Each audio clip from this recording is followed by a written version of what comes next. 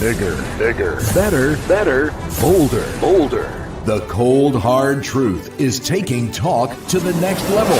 Right here on Bobo 89.1 FM, Cayman's Community Radio. We are still spilling the tea and committed to being part of the change that Cayman so desperately needs.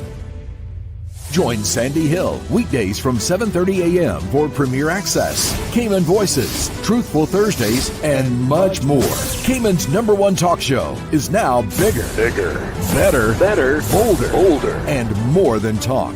Getting results with hot topics, consumer reports, court exposés, and more. I've come to set the record straight.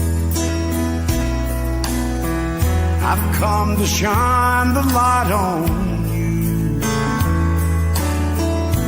Let me introduce myself. I am the cold, hard truth. Now, from the CMR studio in Grand Cayman, live, direct, it's the cold, hard truth. Now, join the conversation on 345-936-2626. That number again is 345-936-2626.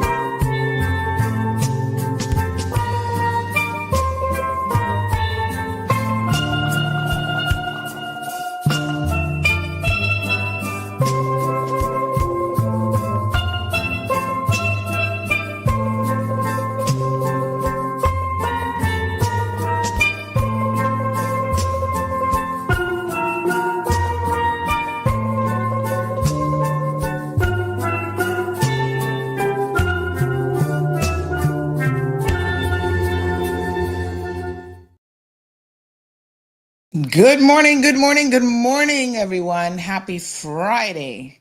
How is everyone doing this beautiful Friday morning? So good to see you guys here. We've got a good show, as always, I think, lined up for you. So at about 8:30, just FYI, we've got two ministers. Yes, two. It's like a 2-for-1 special. Wow, two ministers will be joining us this morning around mental health services. So I'm very, very glad to see that there are some some significant changes that we will be discussing this morning already since yesterday morning. I'm just really sad that it has taken yet another person to be, hurt, and especially a young person before something was done. Oh, Lord Jesus, gave us strength. Anyway, we're going to get into that and so much more here this morning. 936-2626, phone lines open for you as well.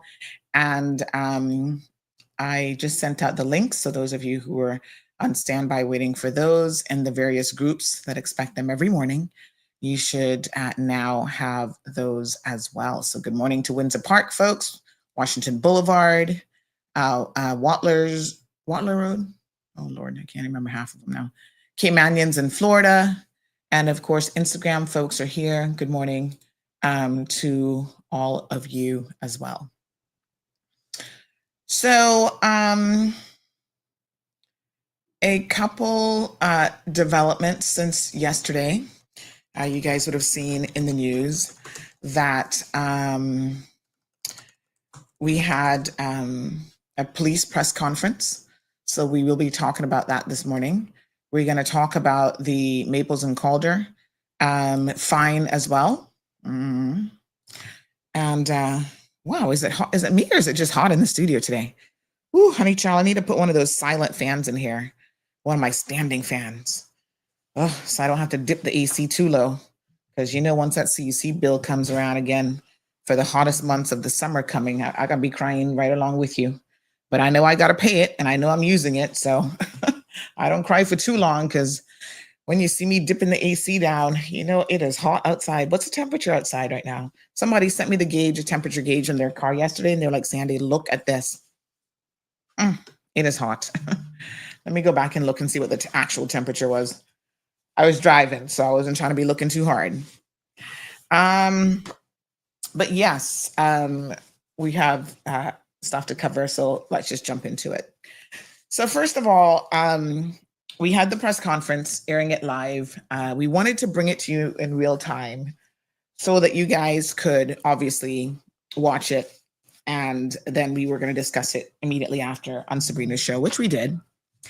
And there are difficulties, I'll tell you straight up, with bringing you live content. There's lots of moving parts to it. And listen, I don't expect you guys to understand or probably care too much about the logistics of how it's done. But, what we do here, I will admit that we do it with the least amount of fanfare. Over the years, I have spent, oh Lord, only God knows, a lot of money on equipment. And I've been trying to figure out a lot of different things, right? How to get audio, but not just audio, like in a specific environment. But for the purposes of being as short as possible about this, let me just say that capturing audio in a live environment, when you're live on social media and your live tool is a phone, is very, very challenging. And you're extremely limited in how you can do that. So we don't have the resources of people like, her friends over at Compass TV. We don't have the resources of even CIG TV. They're awesome. I mean, the equipment that they have, that's all top-notch pro equipment. Like when you can go and drop $40,000, big shout out to Compass TV, when you can drop $40,000 on a light, you got money, honey GL. We're not rolling with that sort of a budget. So that does mean that we will have limitations. And despite those limitations, we were the only ones bringing you the news conference live yesterday. So those of you who, sit back and complain a lot, just keep in mind that the objective here on CMR is always to bring you guys the news, first and foremost, as accurately as we can. And is it going to be perfect? Is the audio going to be perfect? Calibrated video and this and that? No, that's not what you're going to get. But I was sitting there listening to it. And yes, the people who were asking the questions were not on the lapel mic. So it was a little bit challenging um, you know, to capture what they were saying. But what we did was we had a dual lapel mic. And so we mic'd up the most important people, who would have been the commissioner and the guy sitting next to him. You guys don't know the set out of the room, but obviously I've been in that room. And I know that the room was packed with media individuals. And it's just one of those things that even if we had a spare mic, like handing it to every single person as they attempt to answer a question would be near impossible. So there's a lot of logistical things that happen that I know you guys don't get. And so it's easy for you to complain not knowing what's actually happening behind the background. But I want to do a big shout out because it wasn't me there. I had a young man helping me out. I think I can call his name, Dean Ramoon. Big shout out to, I begged him last minute. I'm like, here's a CMR work phone. Can you please go? Because I needed to be in the studio with Sabrina to show her in a situation like this, this is how you're going to pull in this feed. And this is how we do it. So it was really important because she's still learning, obviously, to present her with a situation that doesn't happen all the time. But when it does happen, this is how you would accommodate this type of situation. So that, yes, we can have 400 or 500 people sitting there watching this on the live stream. And so that's what we did. And we gained some very valuable information immediately from what the police commissioner and his team had to say. So ease up on your complaints. I mean, y'all know it don't really bother me. I'm just trying to explain to you guys the process of how some of this works. Because again, when I've got people like Dean in there, I've got Sabrina, they're not used to your criticisms yet. They'll get there. And they're like, boy, these people are ungrateful bad. And I'm like, that's Caymanians for you, honey chill. Sometimes you do the most and they're still ungrateful. And we just keep rolling with it. We just keep rolling with the punches. But anyway, the other thing is, if you guys would actually listen, because some of y'all too busy chatting all the time, that you're actually not listening. If you had listened to the responses from the commissioner, I would say in about 97% of the cases, you could hear what the question was. I mean, from the responses. And so even that, I thought to myself, Lord have mercy, can y'all just stop typing for a minute and listen carefully? I pumped up the volume on the board and, I could hear the responses. And in fact, most of the questions, although they were not right in front of the microphone, I also could hear. So I don't know if some of y'all need to have your hearing tested, but go talk to the hearing experts. We got one that's a Caymanian, Dr. Stevenson's. Big shout out to her. She can help you. Okay. So interesting what we learned. The other thing is, I want to say that some of you are not capable of reading between the lines. I said it yesterday on Sabrina's show, and I'm going to say it again for the benefit of those of you who may not have watched that show. The police commissioner, I'm going to take my hats off to him and his team this morning for even having a press conference, because, I'm always here really cheering them on to have more press conferences, to improve their means and methods of communicating with the public. And I was pleased that they even had it in relation to, because it was really supposed to be specific, I think, to the Devin Wright Jr. being formally charged with the murder and kidnapping. How about that? That was something I didn't know, of young Elicity Azalea Powell. So I wanted to hear the details of that, and that's what we knew the press conference was about. They also obviously understood that there's a lot of people in the community who want to know about some other recent high-profile incidents, and so they provided some updates on those as well.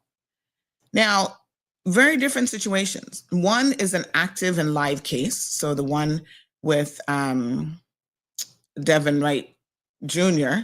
is an active and live case that is now before the courts. So, when the commissioner explained, he said, listen, I am not in a position to answer questions I'm sure that you guys are going to want me to answer. in relation to this, because this is now a case before the courts and it is sub judice. Now, listen, I get it. A lot of you don't even know what the heck sub judice means. By the way, we're going to be doing a show called Court Matters, where we're going to dissect some of these terms and explain a lot of what happens through the judicial process, both criminal and civil, but mostly criminal, so that hopefully you guys will learn a bit more about what's happening in the courts and how it happens. So stay tuned for that on CMR TV as we continue to roll out what I think is going to be really awesome and amazing content. In any event, I understood fully what he was saying. And the media, despite that, like one person said, well, you know, we're going to ask the questions anyway. He's like, okay. And that's fine. Ask the questions. I ain't got no problem with that. Because I guess if you don't ask, you'll never know if you might have gotten an answer. But I think his position was very, very clear in that he did not want to say anything that could potentially jeopardize their position with this case. That is understandable if you know how the English judicial system works, which is very, very different than how the American system works. So there are differences, although I often will rely on the American system of communicating more openly and being more forthright. I also have to acknowledge and accept that when it comes to the court systems, they are different. Even how juries work here. You know, in the States, after jury trial, you see how the juries talk about it. They tell you what was on their mind, why they came to a certain decision. You get to know who they are, why they were holding out on something, what their thought process. You've seen all these interviews before on 60 Minutes and all over the place. You have never, ever, ever in this jurisdiction for sure, seen anything like that. In fact, they're directed by the judge to not even talk about it after they have served jury duty. Why is that? So there's a lot that you guys may not know. You've never been part of the process, right? You don't go to court and you don't understand the intricacies of what is actually occurring. So big shout out to Kurt Walton and his team for having the press conference, because I, for one, have been encouraging him to do more things like that. I'm going to turn on my camera, by the way. I was just making some adjustments here because I put it on a, hold on a newsstand, which I think I need to still adjust, obviously. Hold on. Give me a minute. So, you know, this is, I think this is as far as down as this thing goes, actually. So this is, folks, what it is that we, almost got it. This, folks, is what it is that we are dealing with, okay? So thanks, Kurt Walton, you and your team. I'm going to give you some props in terms of having the press conference yesterday. Okay. So it's interesting. I mean, I think we all are curious to know more. And how you know more is going to be during the trial. That's when you'll get all the details. That's why media goes to these trials and we tell you, you know, the prosecution was answering these questions. There were these witnesses. This is what happened. That's what happened. That's why it's so important. You can also go to court yourselves and be part of the process because court is open. You're allowed to go to court and you're allowed to sit there and watch every single thing that goes on. All right. Now, in all likelihood, this is going to be a jury trial. And jury trials in particular in this jurisdiction are open to some very interesting things happening because the jurors are not supposed to be reading the media. They're not supposed to be reading any stories or forming any opinions before hearing all of the evidence. And their ultimate ruling is supposed to be on what was presented to them in court and based on the judge's instructions. And there's always a possibility that they might hear something in the media that may impact their decision. They're humans after all. And so the judge instructs them not to read anything, not to listen to talk shows. Now, you know how hard that is if they're fans of this program.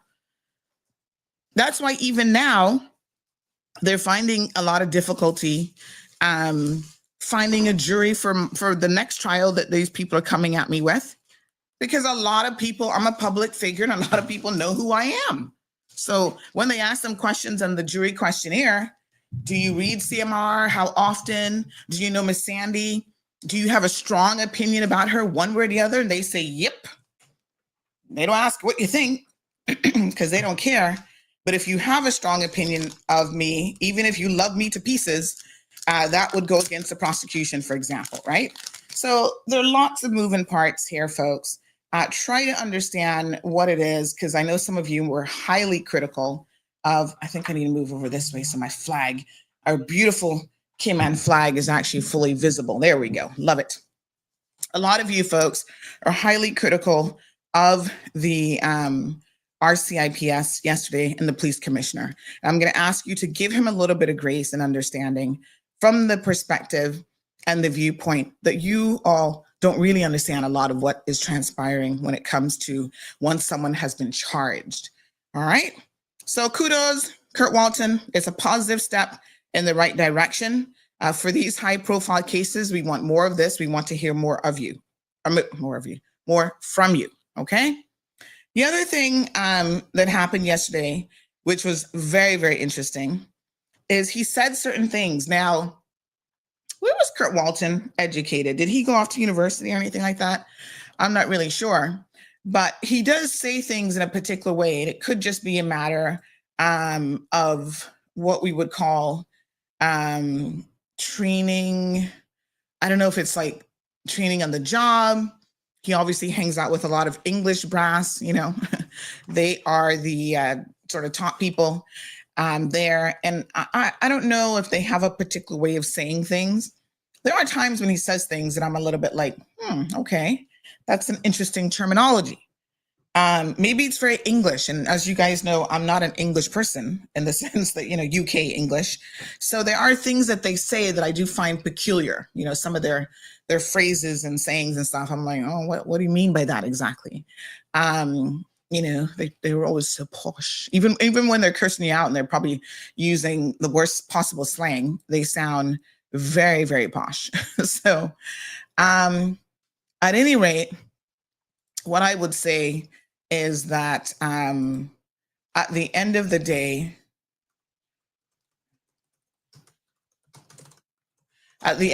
folks, you have to read between the lines. You have to utilize a little bit of your common sense noggin, okay? Example and point in case.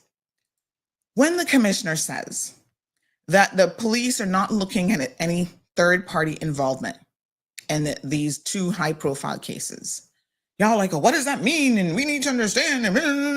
I'm like, Lord Jesus, where was the common sense line when the good Lord was creating mankind? Where was it when he was creating humans? Because some of y'all really didn't get any at all. I mean, not for nothing, but it appears to me that you skipped that line. You must have been like me in the food line instead of the common sense line. Well, I got some. I mean, I didn't skip it completely. But yes, I might have been in the food line a little bit too much. Some of y'all were not there, none at all. If the police commissioner says that there was no, and I feel like, you know, this is where interpretation, you know, if you're sitting at a lot of these press conferences, they have a person who's doing sign language, like in the US and stuff, they always have a sign language interpreter. We don't tend to have that here. Instead of a sign language interpreter, what Cayman needs is a common sense interpreter. So I should have been there typing out common sense tidbits at the bottom. Like in Cayman lingo, this is what a man trying to tell y'all. Because y'all were like, oh my God, we don't understand what he's saying. I'm like, shut up. Stop typing.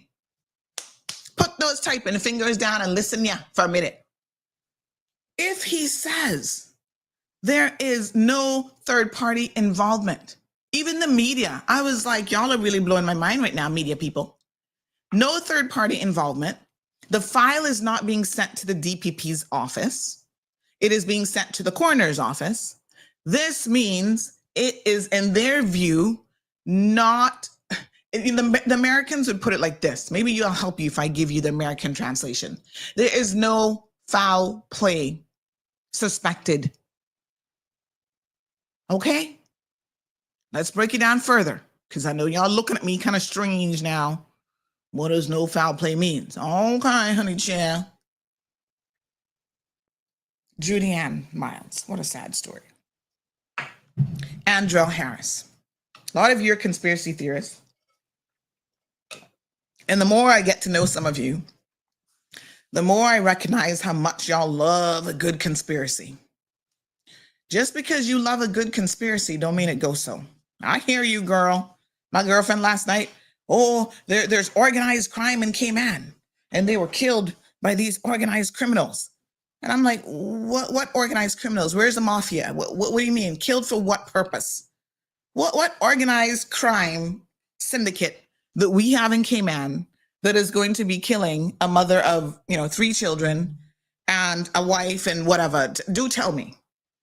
First and foremost, if she was murdered, and we now know that the police believe that she was not, this would be the kind of situation where it would be a crime of passion. These things are quite simple, Somebody very close to her, in all likelihood, because that's the vast majority of crimes against women, especially murder, homicides, femicides. It's because your partner, your side piece, your lovers, whatever you want to call them, boyfriend sometimes, has killed you.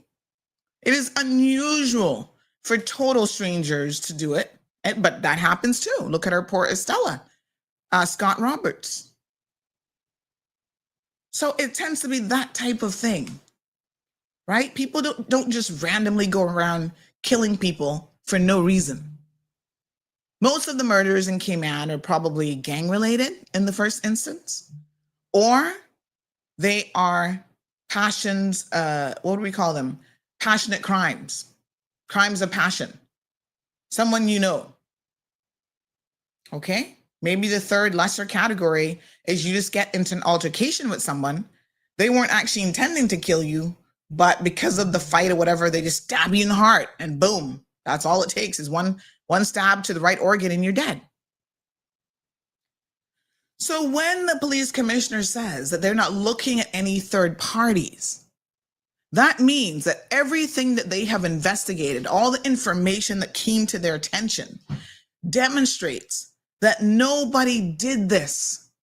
But they, again, how the English system works, they're not the ones who make the determination about the cause of death. Even in the United States of America, technically, it is the coroner's office.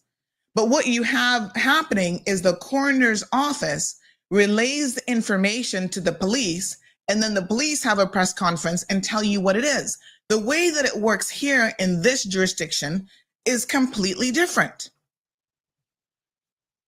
So let's take this high profile case of, who was the guy and his wife that recently died in California? Was it Gene Hackman?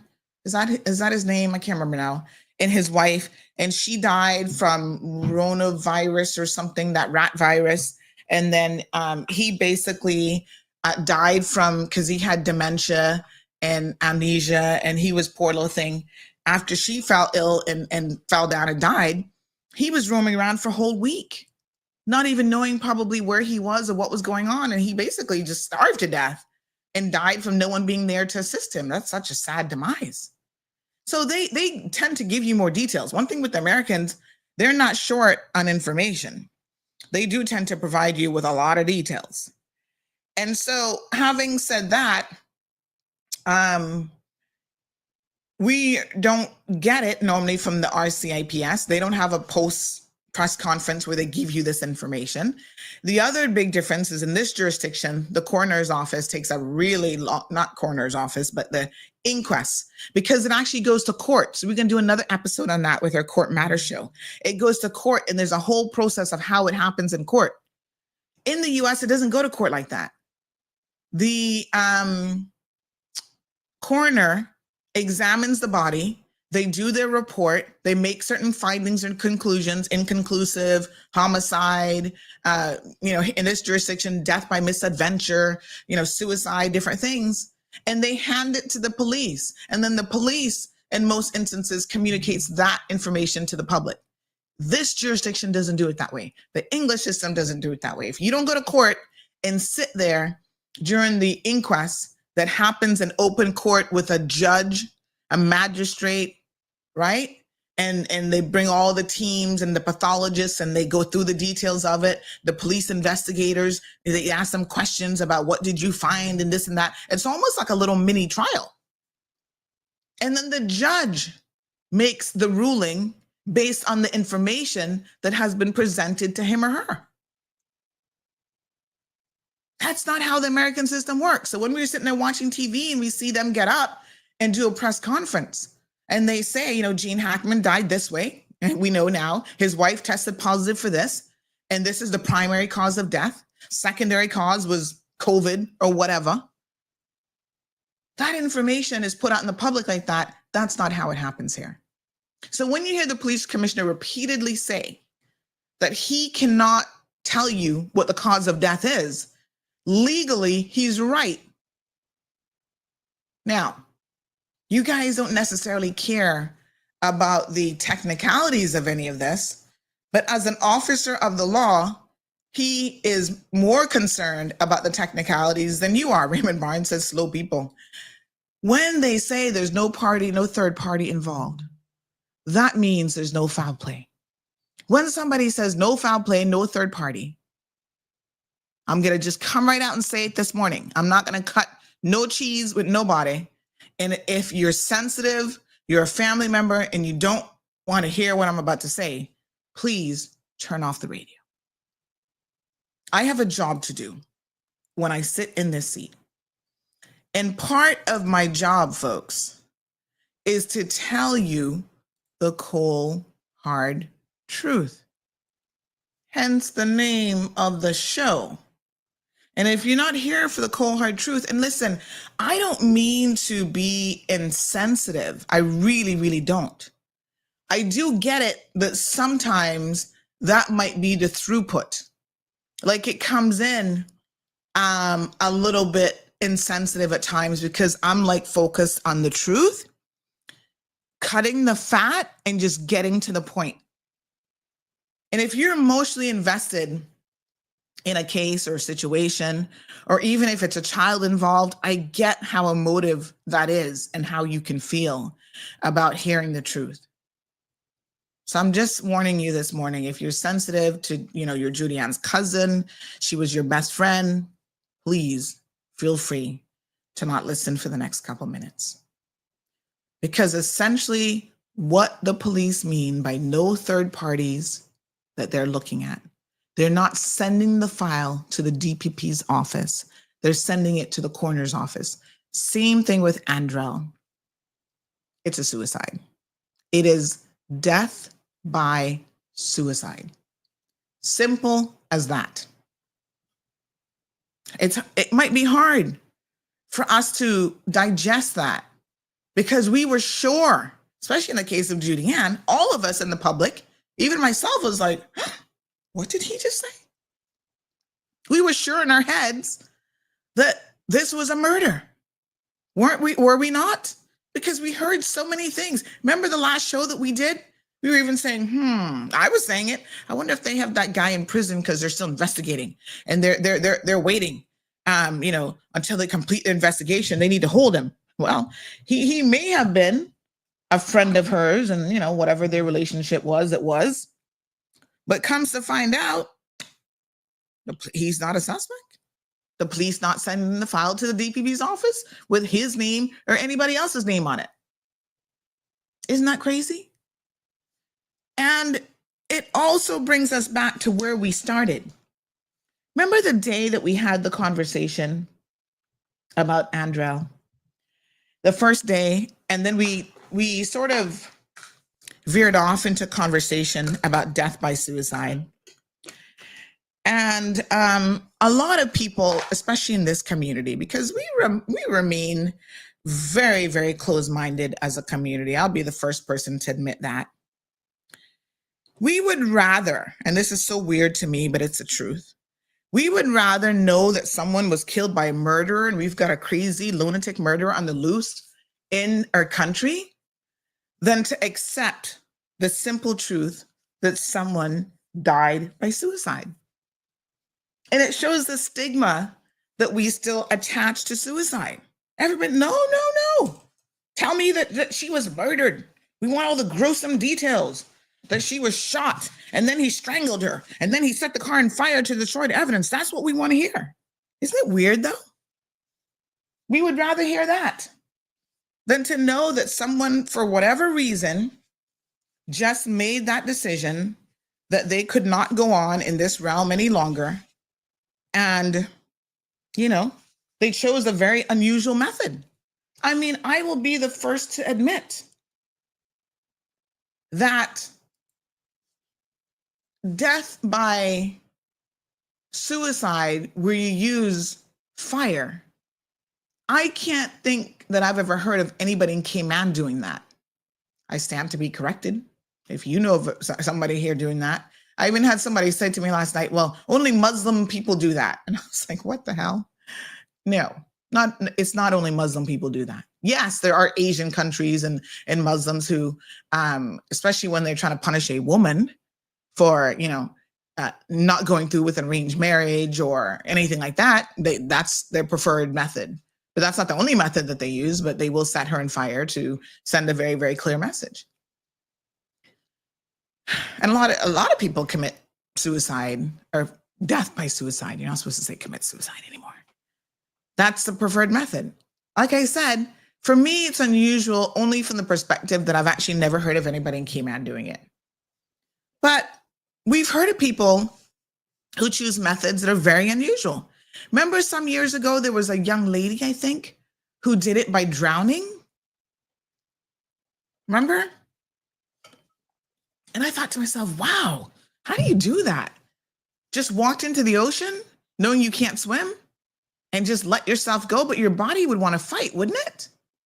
It's just weird. I'm going to be the first to tell you that it is unusual, but I have seen some stuff thanks to the internet.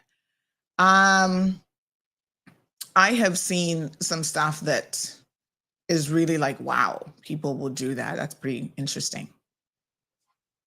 It is what it is. I mean, I knew from early on within the day that she had gone to the station herself. And you see, again, the police don't tell you all this. So y'all like, this isn't possible. I knew, and I mentioned it already, that she had gone to the station and she had gotten a canister of gas from the Bodentown gas station. They had CCTV footage of that.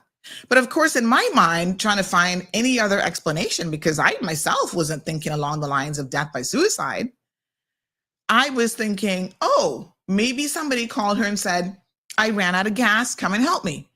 But you see, in this day and age, there would be evidence of a lot of stuff. Again, the police are not saying it to us, but they've got access to phone records. So they know, did somebody lure her to that location? Because the only way you can lure somebody to any location this day and age, you can't send snail mail, like write them a letter and 5 days later be like, oh, meet me at this. No, we're in the technological era. Bobo, you sending a text message, you making a phone call, you doing something to communicate with them.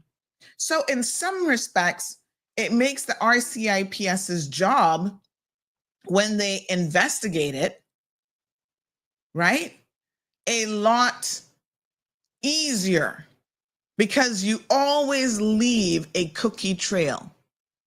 What is the Hansel and Gretel story? Yeah, crumbs. You are leaving crumbs every single day. That's why they catch so many criminals now, because everybody leaves a crumb of their behavior, their interactions. There's probably very little that you do. You might think it's in secret, but it is very little that you do that you're not leaving a very evidence-based trail. And when they start to investigate, they then can conclude exactly what happened. Okay? So, Andrell, same thing. Now, in his case, the police commissioner was reminiscing about the last time that he saw Andrell. My God. And I think that might have been the last time that I actually saw him as well, was at a police press conference in that very same room. So a lot of us knew Andrell at some level. We had some interactions with him. But listen, we were not his friends. We were not in his inner circle. Let's be very, very clear about this. But the people who were will know that this was a young man who was doing his best, and he had a lot going on. There were a lot of struggles there, and there were a lot of signs there too. He was not happy at the campus.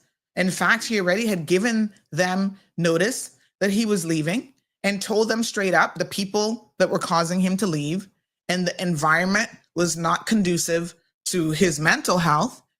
And he was kind of just sick and tired of them. I was saying it nicely, to say the least.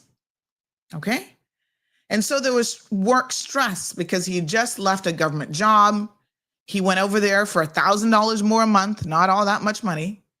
He's got a baby, a young child, another baby on the way by somebody else, the Filipino girlfriend that nobody knew anything about, that was making herself very, very present on social media once he went missing.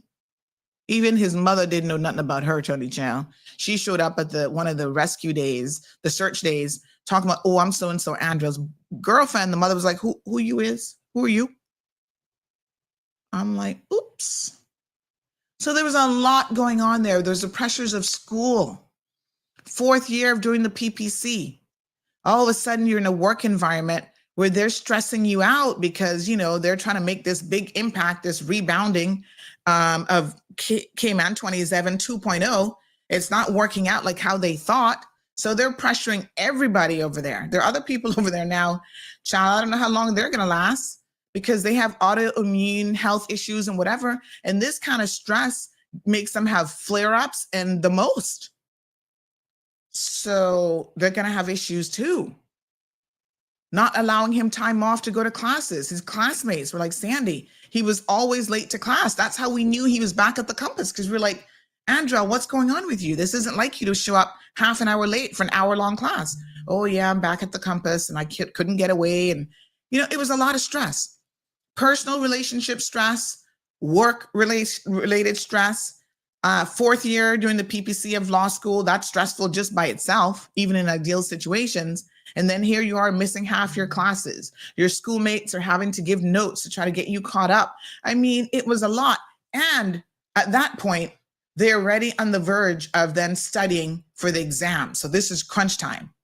This is when you're like, I have literally seen, you guys don't know how stressful, some of you may not know how stressful academic life can be, but I have literally seen someone, she was an older student, adult children, but she is a perfectionist, and she always wanted to do, and she came first in her class, but always wanted to do really, really well in school, to the point where she would get physically sick if she thought she wasn't studying enough, she wasn't doing enough.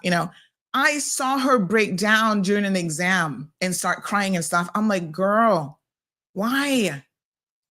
Academics are important, but they ain't that important. Don't give yourself a nervous breakdown. But we see people cracking under academic pressure all the time. And so it happens. University students go off in the woods and just, lie there and kill themselves all the time because they can't handle it. But you take personal pressure, work pressure, academic pressure, financial pressures, all this kind of stuff, and it is a ripe formula for making a decision that there's no coming back from. Okay? And so we have to just accept it for what it is. There's no big grand conspiracy here. The two cases are, quite ironically, a lot of you wanted to connect them like, oh, he was investigating this and he was doing a story. No, he wasn't. But the connection in the link, it seems like now, is quite ironically both death by suicide. People are stressed out. And more, you guys have got to be paying attention to your mental health and to people around you. And the people, there were signs, at least in one of them for sure. I think when we get to the coroner's inquest for Judy Ann, we will get more information. But there were definitely signs, unfortunately, with Andrell. He already had an out, though. There are people who are like, come work with me temporarily. I can only give you a couple months. But that's no comfort when you're a young father and you got another baby on the way. That's a lot of responsibility. How are you going to pay your bills? How are you going to support these children? A temporary job, you thought the compass was going to be it. Turns out that wasn't what it was, sold to be. So now within a couple months of returning there, you're leaving.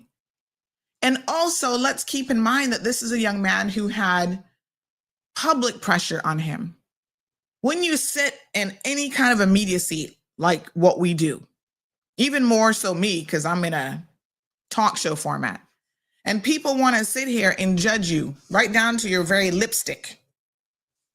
Not for nothing, but if you're the kind of person who takes things to heart and you take that on board, that can wear thin on you. I'm just saying. Me, I have gotten to the point, a lot of people ask me, Sandy, how do you do it? I don't care.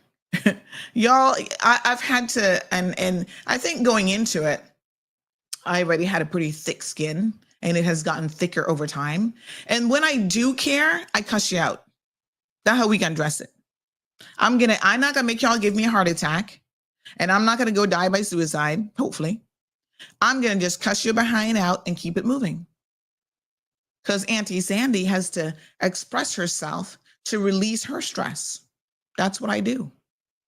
Ask my husband when I start talking to him. Oh, we're going to talk about this again? Yep. Here we go again. When you see me go silent with no talking, that's when you better call the mental health professional. Sandy's not talking. Come right now. It's urgent.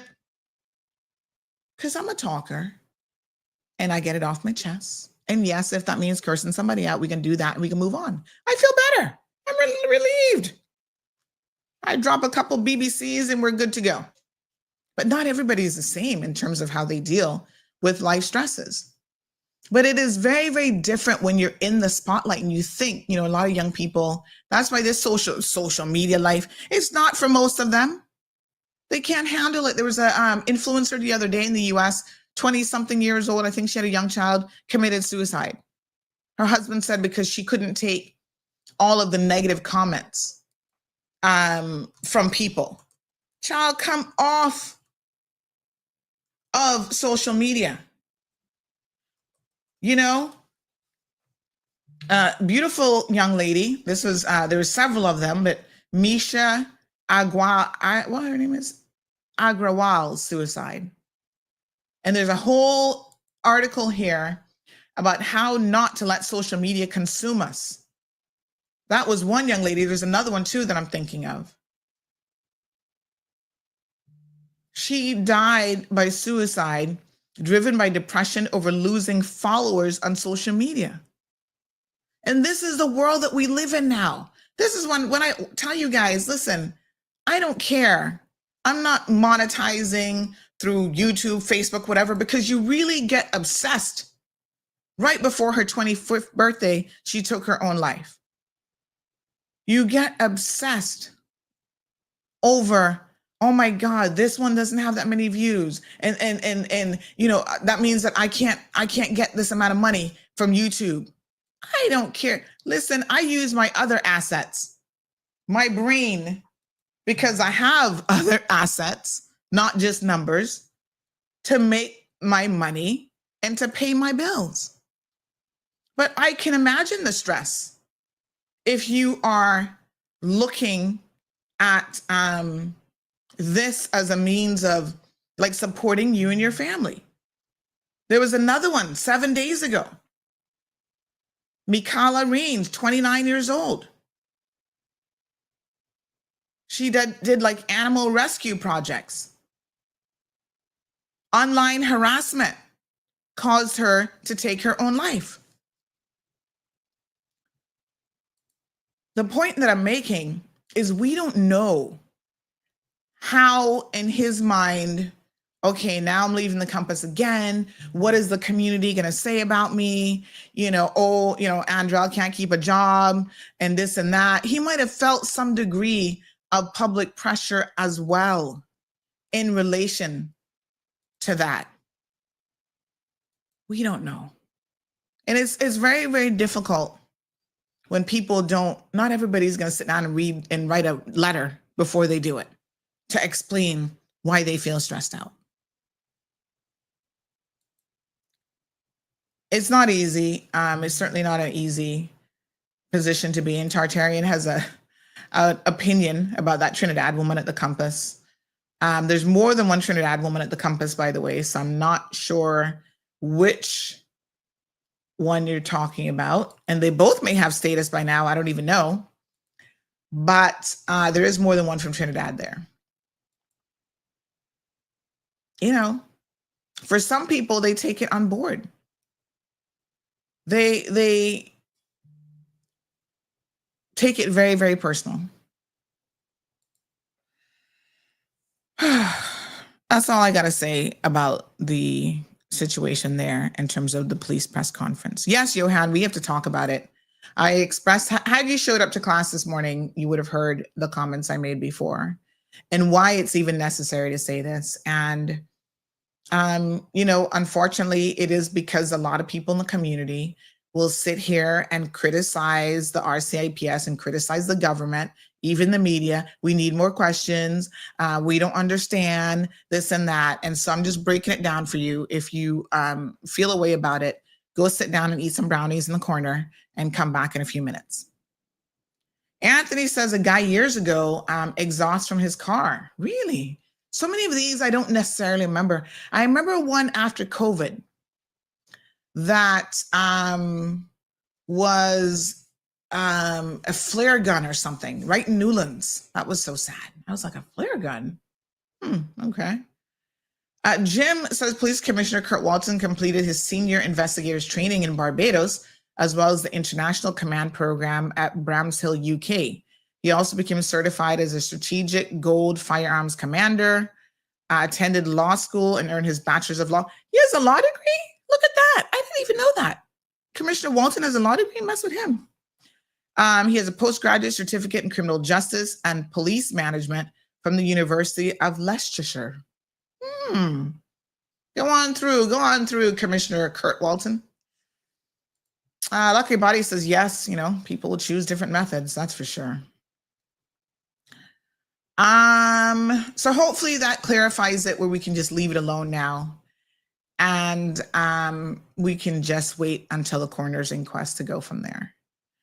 Yasmin says, Sandy, common sense is like deodorant. The people that need it the most don't use it. I like that. True. Touche. Good morning, Dr. Wilton McDonald, part of the CMR TV crew. You'll be seeing his shows coming soon. William Spencer Levy, good morning, sir. Says, good morning, everyone. You're doing a great job with the resources you have. Thank you so much. I really, really appreciate that. Miss Iva, good morning to you. I see Miss Pat is here. Miss Lucille says, a very good morning, Sandy. I love the program last night with you and Sabrina. You all stay safe. Lots of blessings. So big shout out to Sabrina. She is the first of our content creators to hit the ground running. And what I want to say about that is she has been doing a phenomenal job. So much so that her views, and views do matter. Don't think that views don't matter, not at all. Views do matter, folks. And I think it certainly demonstrates in her case that her show is off to an amazing start. And it is going to be an absolute success. It's already a success as far as I'm concerned, because listen, your first week out of the barn, if you can pull like 15,000 views in one show, Girl, you are knocking it out of the park. So yesterday, Sabrina Speaks, 13,000 views already. It's only 16 hours, so a lot of people go back and watch it later. This is just Facebook views, by the way. This is not any other medium. The day before, she had 12,000 views. Yes, honey child. And the day before that, I think, was even more views. So anytime you're coming out and you got 10,000 plus straight away, it's a good show. So thank you guys so much for supporting her, because we're still very much in learning mode. On the first, what day was that? Tuesday? 16,000 views, over 16,000 views. So she's doing really well. Coming to come for sure. So continue to tune in at 5 o'clock. And it's great because, you know, whatever I miss after my show, what happens in the middle of the day, she can pick up on and discuss. And of course, she has a very unique perspective because once again, she is certainly a former minister as well. So there are things now that she can tell you about how these things work that we didn't know before. Jim says the best and worst critics is an audience. As they say, a double-edged sword, indeed. All right, 15,000 on her first day when y'all were complaining about the background, and we quickly fixed it. One thing I must say is we're working really, really hard behind the scenes. If we see something wrong with her set, boom, it's fixed, screens fixed, this done. I mean, it's happening very, very quickly, like in real time, as quickly as we can get things done. So again, big shout out and kudos to her. We are having some ministers on this morning, but we'll continue talking. Aisle 2025 says, Kathy's on Radio Cayman. Is she coming on your show today? She should be. So we're going to wait on both her and the minister. In fact, she just messaged a minute ago. I'm just seeing it now, saying they're going to be a few minutes late. Not a problem, honey child, because we got lots to talk about. And I can tell you that, you know, not for nothing, but someone just sent me a screenshot. 5 people on Facebook were listening to them, and we had 267 on Facebook listening to us. I'll send this to the ministers because everybody wants proof in the pudding. So, you know, not making fun of Radio Cayman in any way, but just demonstrating that if you want to reach the people, we know where they're at. I'm just saying. So yes, she is on her way. Morning, Debbie, joining us from Thailand. Lavana, good morning. Big shout out to Cayman Airways this morning as well. I'm going to be posting some stuff for my trip here shortly. The napkins at Cayman Airways now, the new colloquial napkins, are so much fun. I got the one that said gallivanting. Y'all know what gallivanting mean? You better know. I think they need to print more of them, though. And we need more of those Caymanian words on those napkins. Because, child, I was on that plane gallivanting all over Miami. Yes, sir. You see, when y'all apply for status, we're going to soon make you know some of these things. Mm-hmm. Oh, geez, I'm peace, Tartarian. You are just so wrong. I'm not even going to read that. That's just, no. Be nice. It's Friday. But be nice, especially before 9:30. Okay. Lucille says, so true, Sandy. I'm not going to dead. You know, y'all see that I be correcting as I'm reading Lucille's stuff. I know I'm like a interpreter. I now know what she meant to say. So I don't even. Most times I just auto-correct it. I'm in auto-correct mode with Miss Lucille's typing. So she said, so true, Sandy. I'm not going to dead from no heart attack. I don't have much strong in my body now. And I even told my one children when their when they bother my head, see, my interpretation was off on that one, of Sandy. One else, I'm going to book it off and no, I have to block. I don't care. Okay. They be trying to come at her, honey child, with all kind of foolishness, telling her she must stay off CMR with her comments. Hermes, yes, says that it's his calculation. I've had 3 schoolmates to die by suicide. We no longer say commit by suicide. It's not politically correct, because commit by suicide implies when it was still criminal that you were committing an offense. Now it's just die by suicide since 1993. Irvlin says, yes, Sandy Hill. Sabrina Speaks is going to run your foot hot. Yes, sir. Good morning, Miss Lily. Good morning, Darlene. Sherry Ann is in the house. Good morning to you. Happy Friday.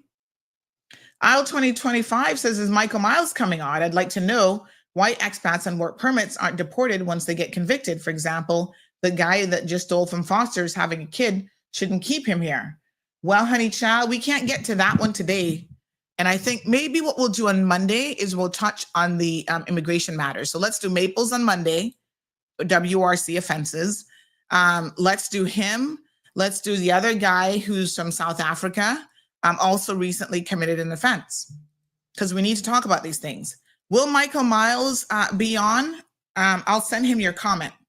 He has not spoken to me since the election. He didn't speak to me during the election, so I can't exactly answer that question.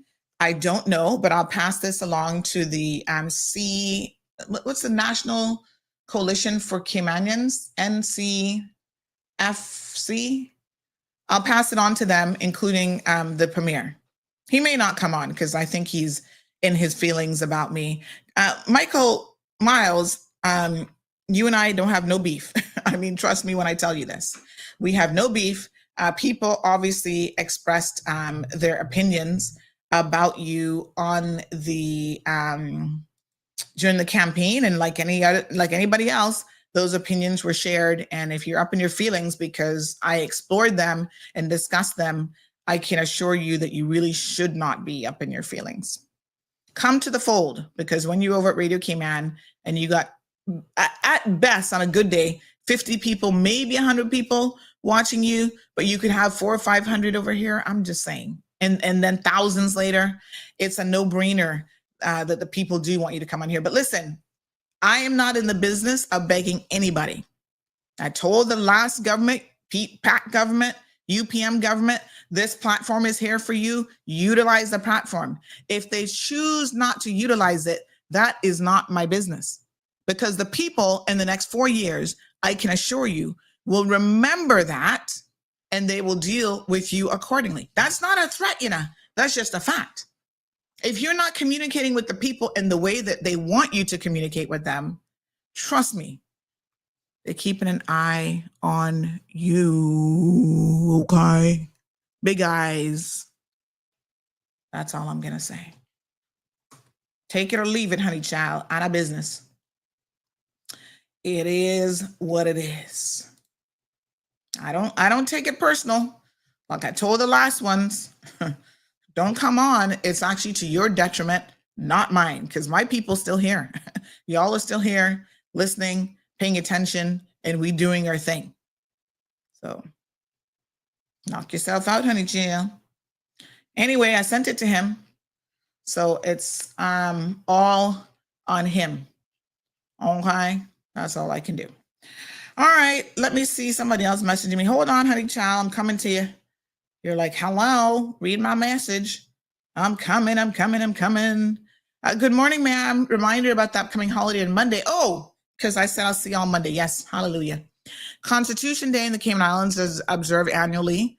On the first Monday of July, it celebrates the enactment of the first written constitution, Cayman Islands Constitution, which came into effect on July the 4th, 1959, granting, among other things, voting rights for women. Whoop, whoop. Monday is a holiday. Thank you, ma'am. Thank you for the reminder. This other person says, talk the truth, my sister. Don't care who it offends. The truth is the truth. Honey chill. It sure is. It is what it is. All right. So that's a matter for him, not a matter for me, aisle 2025. But I have certainly shared your comments, and we have two ministers coming on this morning. By the way, Isaac Rankin, this is actually going to be his first time in the Cold Hard Truth, as far as I can recall. Tartarian said Michael could be a Leo like yourself. Two bad bulls can't be in one pen. Well, a Leo like me? No.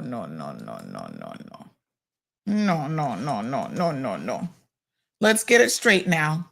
I might be a Leo, and yes, sometimes I'm a little bit bad, but what you'll find with me actually is that I am, believe it or not, a very reasonable person.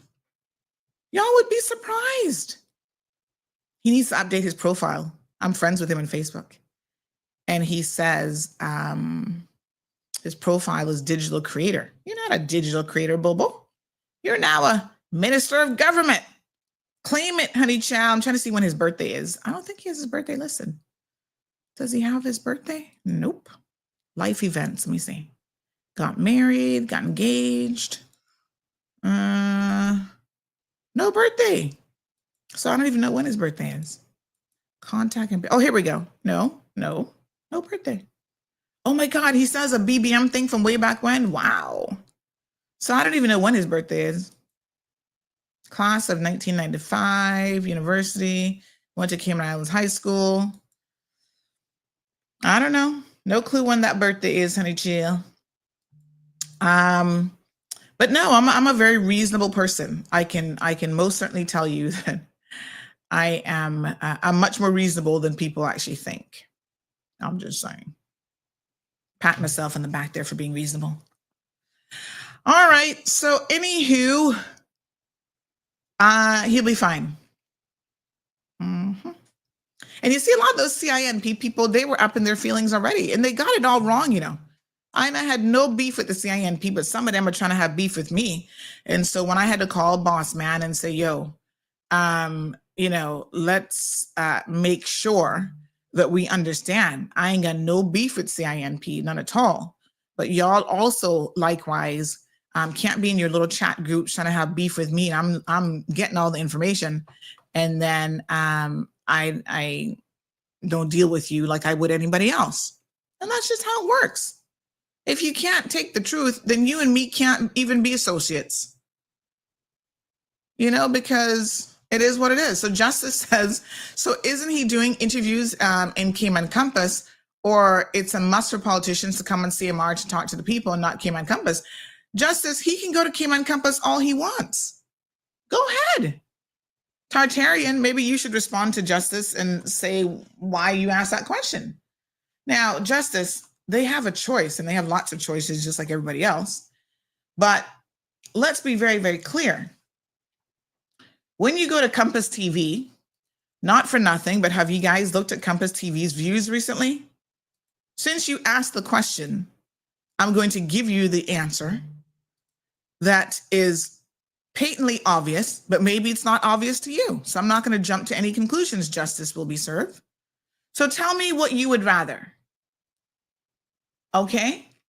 Would you rather videos that are getting, let's look at the videos now, because the proof is in the pudding. Hold on. Let's click on where it says videos. Where the heck are the videos? Oh, there we go. Would you rather videos that are getting 66 views 13 hours later, 87 views 11 hours later, 30 views an hour later, 265 views 23 hours later, 70 views a day later, 104 views a day later, 53 views a day later, 230, this is the police now, 231 views, 474. This video had 200 views about, ironically, Immigration Minister Michael Miles addressed a change in immigration, 200 views. Justice will be served. If I posted a video of myself farting, it would get more than 200 views. And I can assure you that not a single one of you are interested in me farting. Here's a video. UCCI 50th anniversary, 68 views. Cayman Compass journalist joins us to break down whatever, something. 69 views. Okay, so stick a pin because, Facebook not lying for nobody. They're not lying for me, and they're certainly not lying for the Compass. Yesterday, 16 hours, 13.5 thousand views. Another video, this was just 20 seconds short. 22 hours, 14.6 thousand views. A day ago, 12.3 thousand. 8.3 thousand, 5.3 thousand. Let's go to, I have categories. Let's go to like the most recent videos. Here we go. So we can compare apples to apples, yeah? 6.8 thousand views. 8.1 thousand, 6.4 thousand, 16,000, 54.2 thousand. This was of me and Chef Brown in the kitchen. 9.4 thousand, 15.1 thousand, 10.3 thousand, 31.4 thousand, 129.6 thousand views, 12.74 thousand, 32.9 thousand. That was the one with Kenneth Honey Jail. 23.8 thousand. That was 6 days ago. You see, I have absolutely no reason to hide anything from you guys. In the last 28 days, it says here, this is these are views on the page. The number of times your content was played or displayed includes reels, videos, post stories, whatever. 9.5 thousand over the last 28 days. We're down with interactions, 54,000, but it's still a lot. 54,000 is a lot. And then not as many followers over this period from the previous 28-day period. Okay. 104,000 video views of at least a minute for the last 28 days. And we could go on and on and on and on. So let me ask you the question now. Justice will be served. I'm going to turn the question back on you. If you're a minister of government, and also let's do Radio Cayman while we're at it.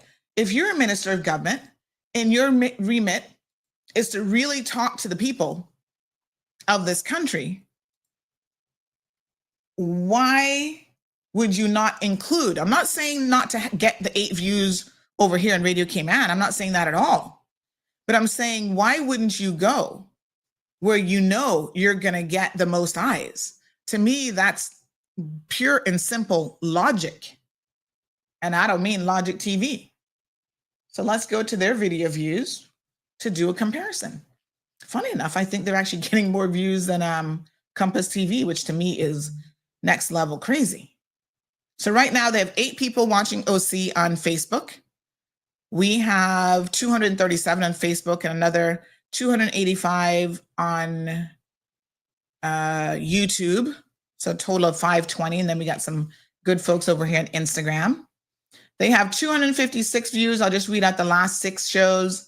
216 views, 338, 389 2 days later. That was the opposition day. 389 people watched them there. 209 people for Sports Extra. 316 for Talk Today. 397 for the Business Buzz with Kathy. 254 for the new host, Charles Glidden, Midday Show. Michael Miles, here he is again on the record. 4 days ago, he has 641 views. Ask the question again, Tartarian. I'm just saying. He says, please don't fart through my phone. I'm just saying. I post a video of me burping and it's like, X. Oh, y'all want to be seeing it. Charlene says, good morning, ma'am. Sandra, you have a good heart and is very straightforward, outspoken individual. Take it or leave it. Let the haters hate, and to their only game, they do best, hating on others. And, like I said, I do really, the only time that I have, I wouldn't say the only time, but probably one of the few times I've really taken something to heart here. And because it has to do with a child, there are certain things with children, the elderly, and animals, particularly dogs, that really gets my little heart beating in the wrong way, And so when that mother was accusing me of not posting her help for her daughter. That really hurt me, I'll be honest with you, because number one is it wasn't true. I had even seen the messages. And you know, I can't even imagine not helping a child. Like, I'm like, me? Not helping a sick child? Please. I mean, to me, that was just really, really a difficult one. So you guys remember that video that I did talking about how ungrateful people are? And yeah, those are real tears. Like, I was really brought to tears, you know. Tough up the skin and get broader shoulders is what's needed to meet up with Sandy. She doesn't bite, snaps sometimes, but don't bite. Morning, Miss Silvina. ¿Cómo estás? How are you? Oh, Silvina, this is so funny that you mentioned this, because only recently I found this out. She says, hi, good morning. Him is a Macfield also. Come to find out, forget about being a Leo. He's actually my cousin. Michael Miles and I are family. I did not know this until recently, because y'all know I didn't grow up in Cayman. So, you know, I left when I was 9. So a lot of the family connections I don't know. And so my cousin started to break it down for me the other day. She's like, was it my cousin or BFF? I think it was BFF that told me. She's like, you do know that you and Michael Miles are family. And I said, we are? Yes, his dad is a Macfield or somebody Macfield. I don't know, somebody, mom and daddy, somebody. And so, yes, he's family to you. Y'all cousins, girl. I was like, what? I got too much family all over the place, honey child.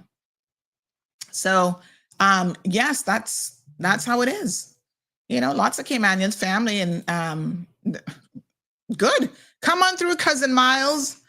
And I think we are related to a lot of the Mileses as well. Jasara says CMR is always number one. Thank you, honey chill. Good morning, Miss Dorothy.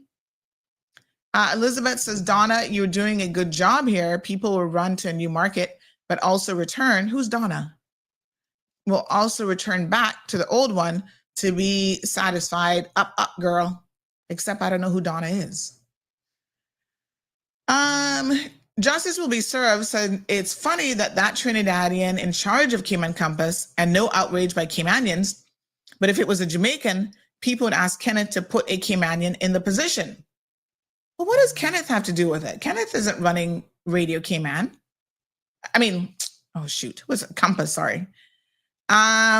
Listen, you're talking about Tammy. Well, Tammy has Cayman status now, you know, so she can tell you she's a Caymanian, and by law she is. But I almost don't want to have this conversation about Tammy, because I don't want to go too deep down that rabbit hole. But I've heard your sentiments both on and off air, and I think maybe the Compass were tone deaf about what the community thinks. I like Tripp. He seems like he's an all right dude, I guess. I mean, I don't know him particularly well.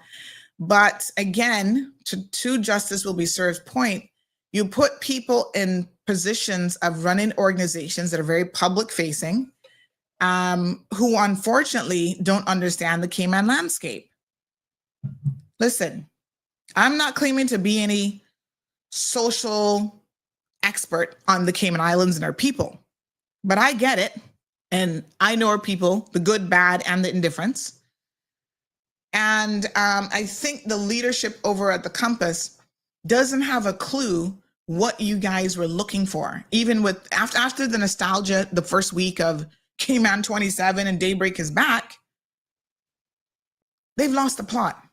That's why y'all aren't watching them. I totally understand it. The Tripp, Tammy, whoever else they have over at the Compass, they're missing the mark completely. They don't understand. And so my job isn't to work for the Compass and to make them understand and make them get more views. I'm busy over here creating CMR TV. Let me give a shameless plug now to CMR TV. It's going to be amazing. Let me give you some of the people that we got lined up. Wilton McDonald, Dr. Carlos, our clinical psychologist. He's coming on Wednesday's show.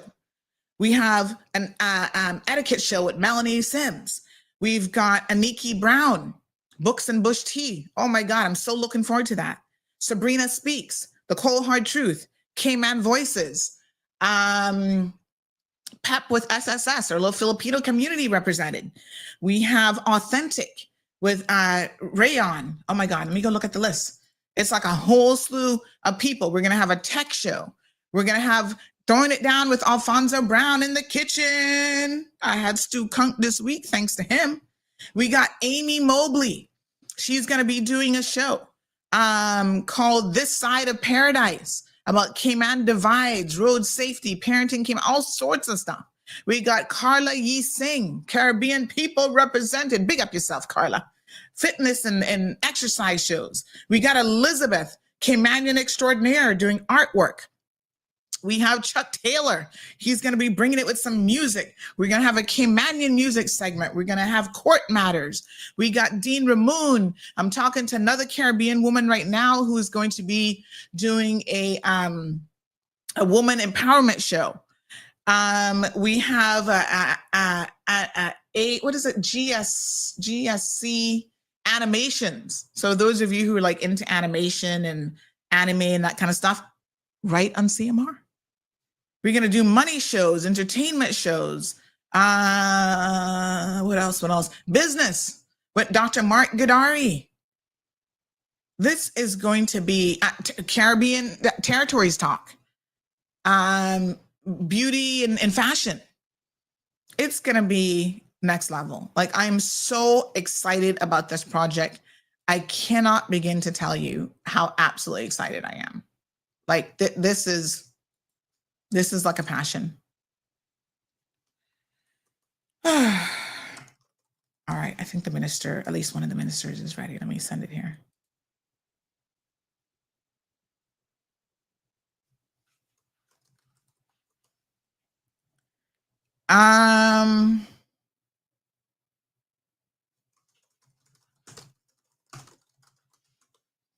All right. Let me see here. Oh, Elizabeth, you were talking to me. You call me Donna. Oh, Lord. I don't know which Donna you're referring to, but be careful. Paul the man says, CMR, all the way. Give me 1 second here. I need to send this thing to them. And y'all be hating on AI, but I'm going to tell you, AI has made my life so much better in so many different ways that I am loving it. Every AI tool that means I can automate something and do one less thing, I'm like, mwah, thank you, AI. They have a guy, Dbert, who needs looking into, also content creator or something. What do you mean looking into? Like to join CMR TV, or there's something he's up to? I don't know what that means.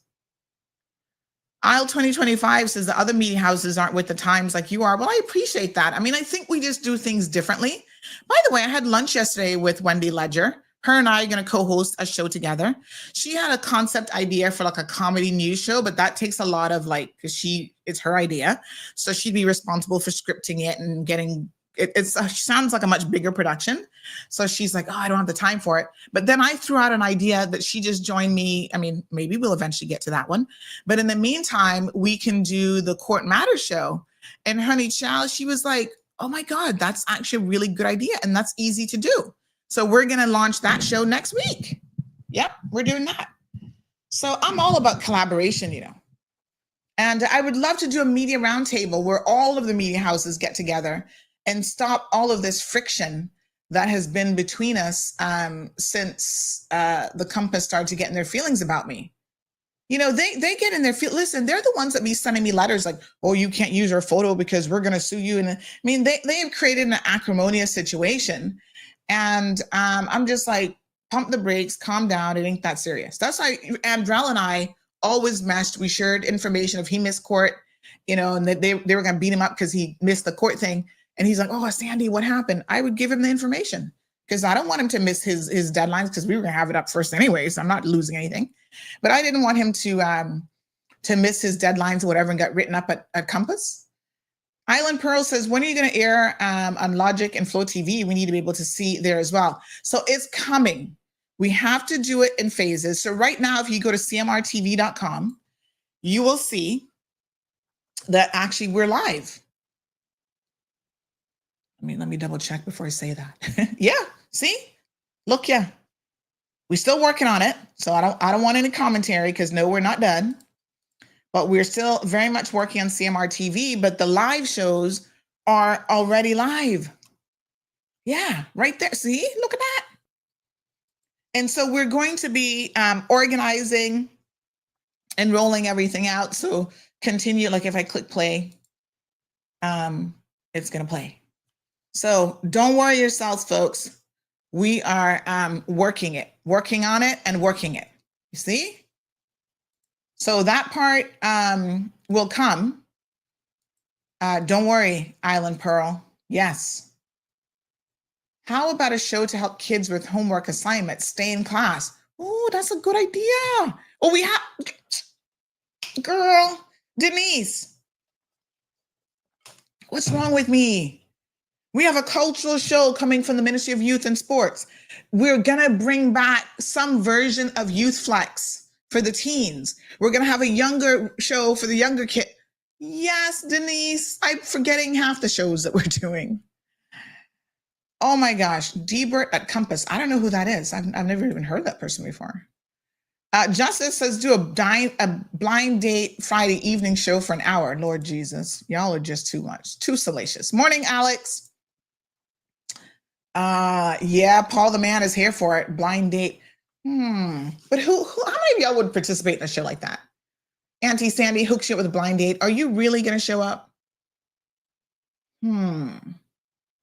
I mean, I like it, but Cayman is so small that I don't know. All right, I tell you what, if 10 of you agree to participate in a blind date show, that's at least a couple episodes, then I will push that forward. You see, here's the other thing about CMR in general. We're sitting here conversing, you guys give me ideas, I act on it. Like we have a direct line of communication. There's no big corporate, like, okay, one person hears something and then they got to go to the big wigs at Compass and they got to sell it to them. No, I'm the boss. So you say something to me and I think, that's a pretty good idea, you know? Just like somebody was talking about the Cayman Music Hour. I'm going to put a name to it where we play nothing but local music for an hour or two, promoting Caymanians. I love that idea. And yes, we're going to make that happen. So because I'm the boss, literally, if I get an idea, if you say something to me, bam, we can do it right away. We ain't got to go through no corporate red tape. Marla Ducaran, whoop, whoop. She's coming on CMR, world-renowned, Caribbean-renowned economist. She's going to be right here with her own show. That one I'm so excited about. You guys have no idea how hard I've worked to get Marla. It brings me to tears, honey child. She is amazing. I love her. Oh my gosh. And she's so pretty. She's so beautiful. I love the gray and the, oh my God, she just is so, her personality, she oozes knowledge and information, but yet so compassionate at the same time. Like I have really, and I want to thank the good Lord, honey child, because, you know, he be looking out for me because of connections and people. And I have made Dr. Carlos. Oh my God. Can I tell you how much I love Dr. Carlos? That first show with him was so impactful. I myself felt like I just had a therapy session, that I learned so much.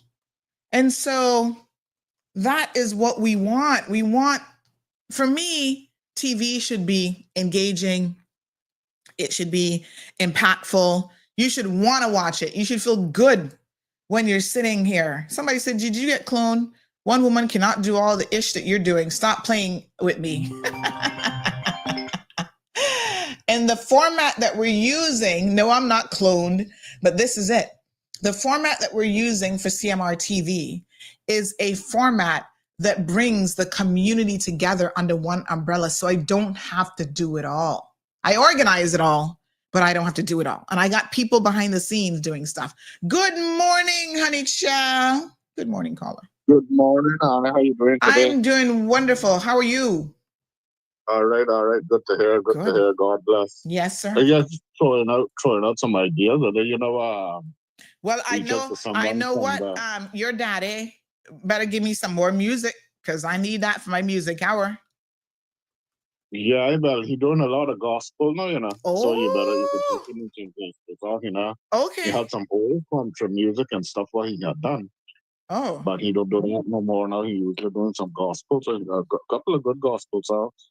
So you have like checking on that, okay. running And listen, we need gospel for Sunday because yes, we can have church service on Sunday too. We can have some of the churches on here. Yeah, he's doing gospel now. We've been doing gospel for the last several years now. So Oh, nice. All right. No worries. Tell me what's on your mind. yeah, we not a little idea about it from the drama society or anything reached out to you. 'Cause you could get like a little comedy thing going or another little drama going, with local actors and things.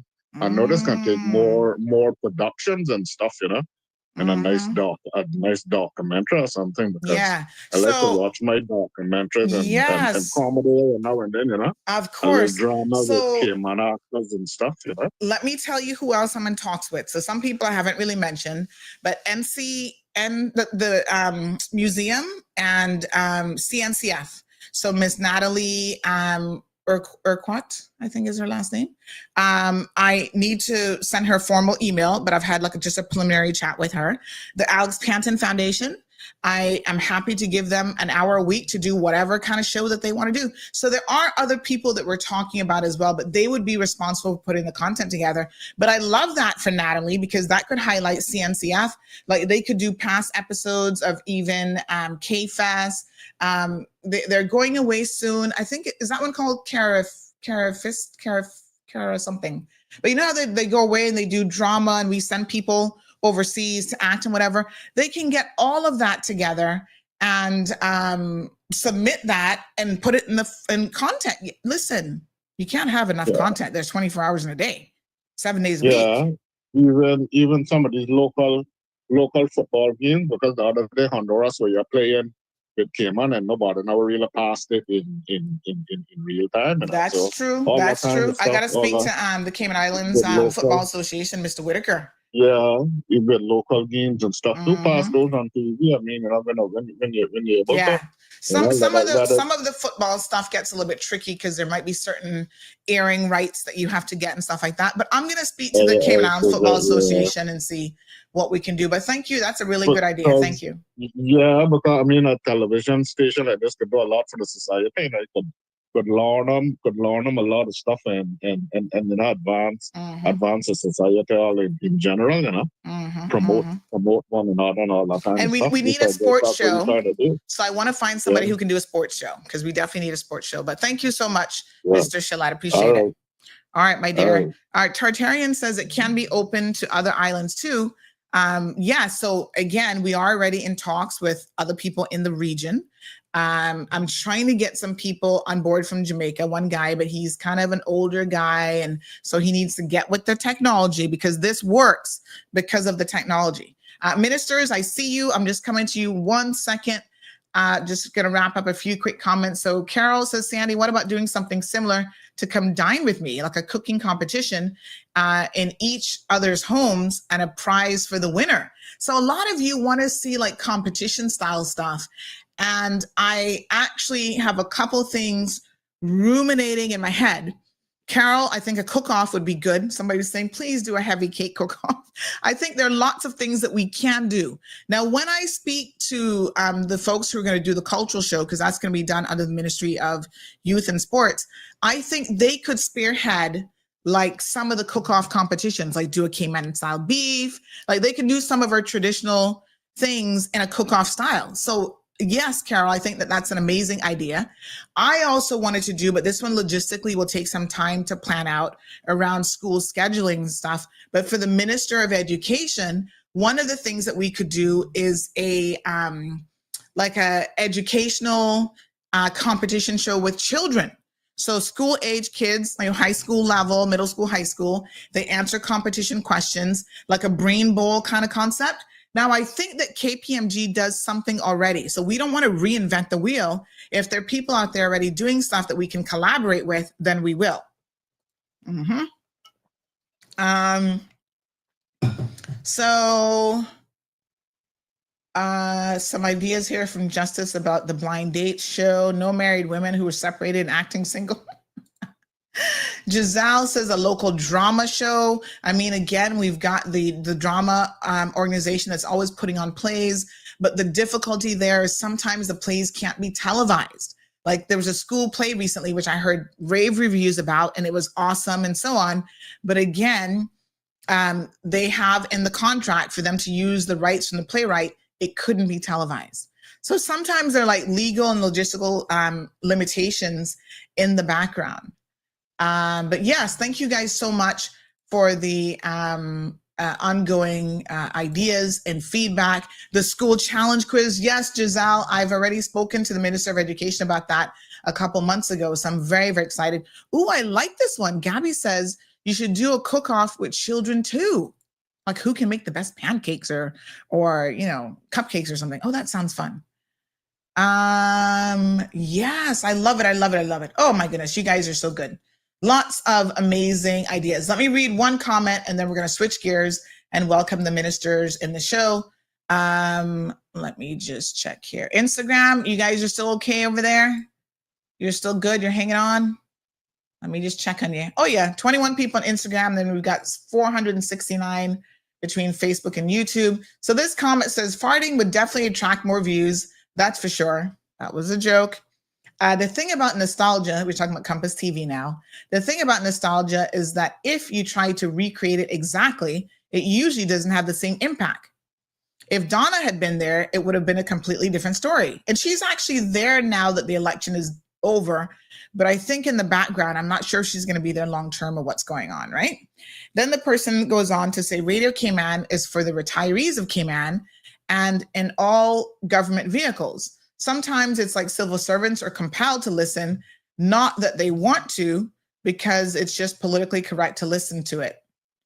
Then, in government vehicles, is that the only station they can get? I didn't know that. Family. So yes, Michael Miles is our family.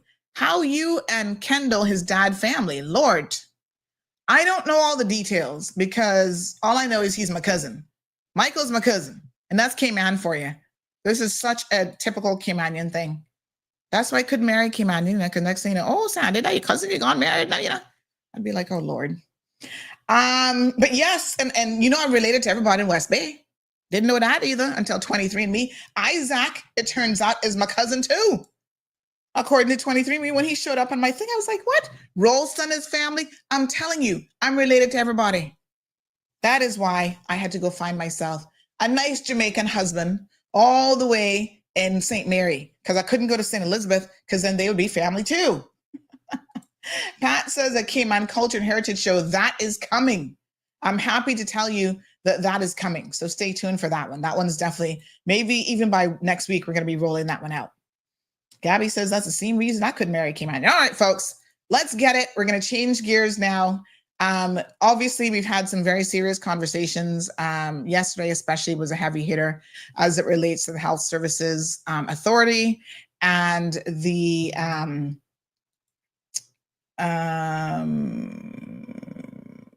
Health Services Authority and the Mental Health Unit. A lot has transpired in the past 24 hours, and we do have the ministers who are now here to bring us up to speed. And I want to thank both of them. You know, this last bit of this conversation started out by someone asking, why is Michael Miles not coming on the program? Well, we can't focus on the people who don't come. What I will tell you is we will focus on the people who do show up with their messaging. So yesterday afternoon, the team, actually by yesterday morning at 11:43, the team of strategic communicators for the Ministry of Social Development and Innovation reached out to say that they would like to have the Honorable Ministers Isaac Rankin and Catherine Ebanks-Wilkes on the program today because they want to talk about the mental health services. Because this is a time-sensitive topic, we've cleared our schedule and we now want to put our virtual hands together and welcome both ministers on the program. Good morning. Good morning, Sandra. Good morning, Cayman. Good morning, Sandra. Thank you for having us, and good morning, Cayman. Absolutely. Now, Minister Ebanks-Wilkes has been on the program before, but I was just realizing, Minister Rankin, this is your first time. It is my first time. Thank you. It's the first time for everything, Sandra. I First know. time for everything. So welcome.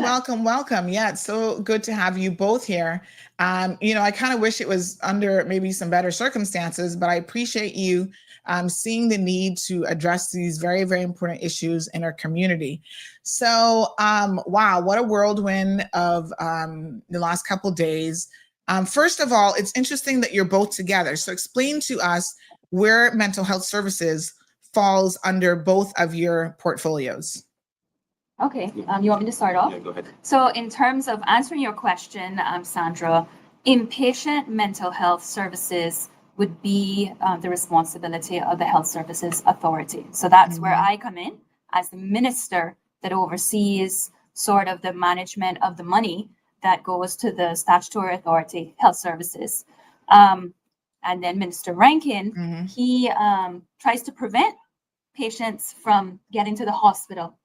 And also when you want to go ahead and tell her? Yeah, okay, well, where we have social development, Sandy, and we have children in our care, and we also have seniors and people who are generally struggling with mental health issues, and we try to provide services for them to assist them through those challenges.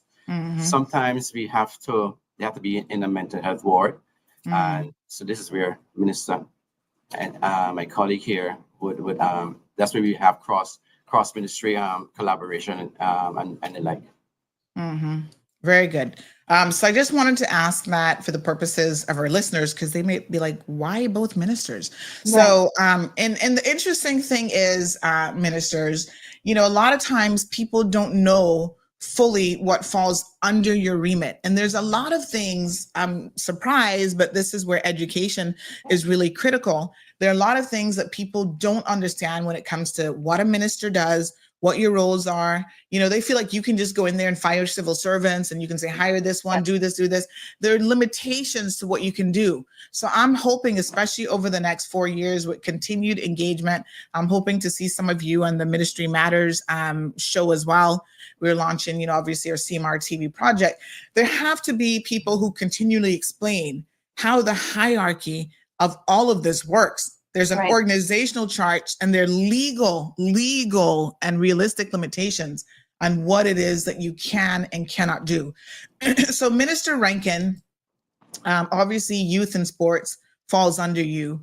We know that our young people have been struggling quite a bit with mental health, particularly since COVID. I mean, I think the truth is they were struggling before, but we were so not as cognizant of it, but COVID really put pressure on everyone. And of course, your children are no different. So talk about some of the programs that fall under the Department of Youth and Sports and under your remit that are available, because I'm always shocked when parents say there's nothing here for kids to do. There's nothing for kids to do. And that contributes to their mental health stresses. What are some of the things that your ministry is engaged in? I mean, you've got a whole intergenerational hub that I can tell you until I spoke about it, people are like, we didn't know that existed.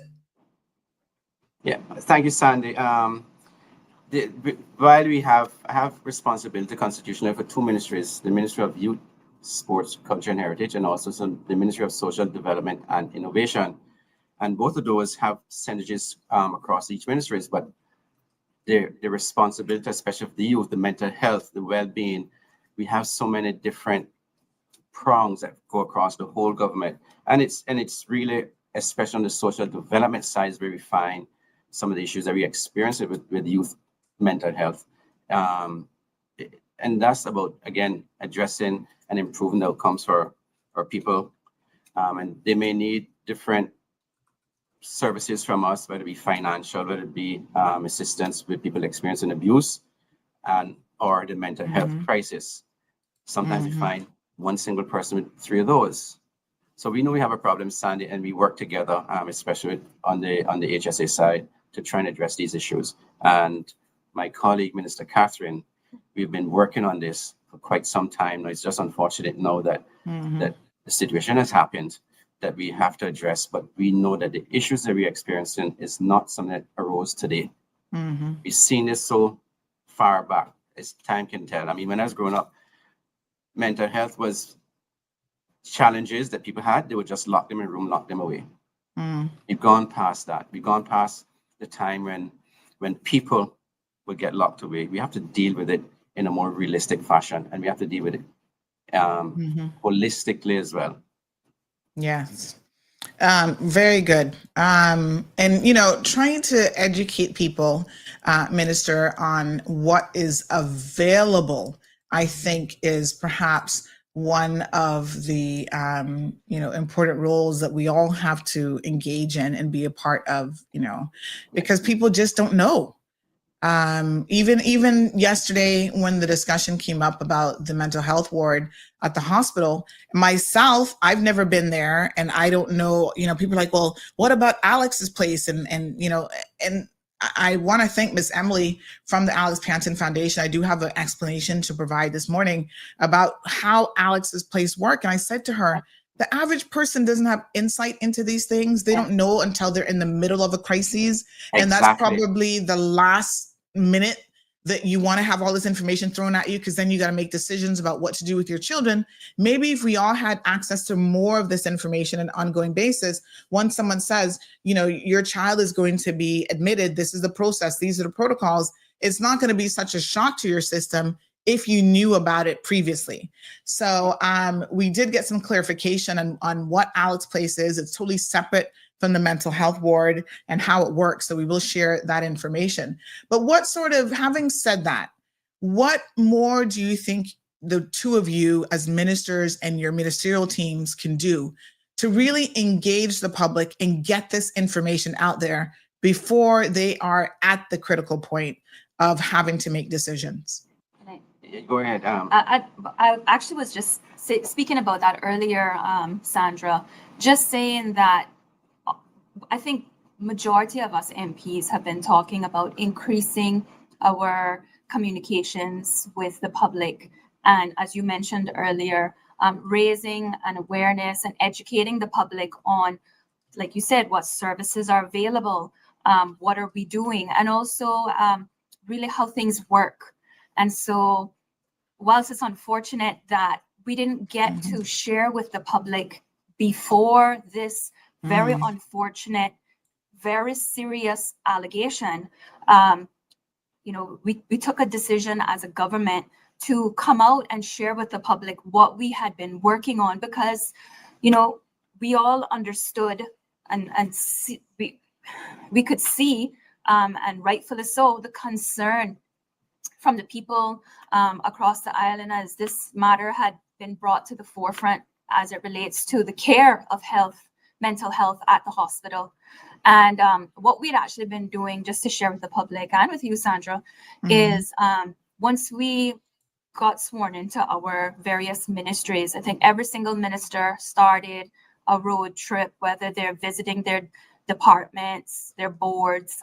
So it became very apparent to myself, and I know also Minister Rankin, because he also deals with children that are under the care of Department of Children and Family Services, or I guess this, the country. And so he was getting the feedback as it relates to the care of children that were requiring mental health treatment. And then I was getting it from a standpoint of really seeing what was really functioning at the hospital. And I went down to finance committee and talked about, we have a capacity issue.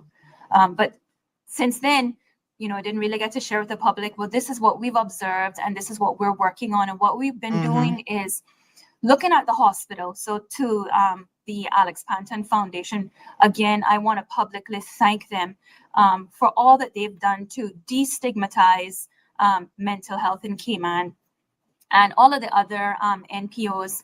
But Alex's place was designed for outpatient treatment. It was to prevent young people from having to go through the accident and emergency area when you're dealing with a mental health crisis, or when you just need to talk to somebody. So it was a safe place. But what has happened is we are now seeing a need for inpatient treatment. And so there wasn't anything designed there for inpatient care. The mental health ward has been housing the adults who are under the care of mental health. And so there isn't a designated space for children. And so right away, the ministry's team and I started to engage the board and the CEO with trying to figure out, okay, what is the plan? Where do you have designated for the children? And so we looked at Alex's place and maybe potentially adding a few extra rooms to have an inpatient facility.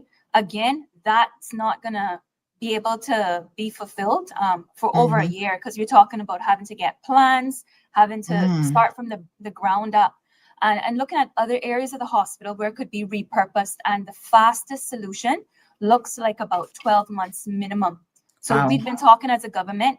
Clearly, we see the crisis. That's not fast enough for us. Meanwhile, Minister Rankin has children that he's dealing with, and he understands the urgency, right? So he's saying, 12 months, that can't work, Minister. We need to figure it out. So that is really what has prompted us to look at utilizing the Ponciana facility, which has been talked about a lot recently. We know that it was sort of rolled out abruptly, and the purpose of it was to bring home our residents that were overseas.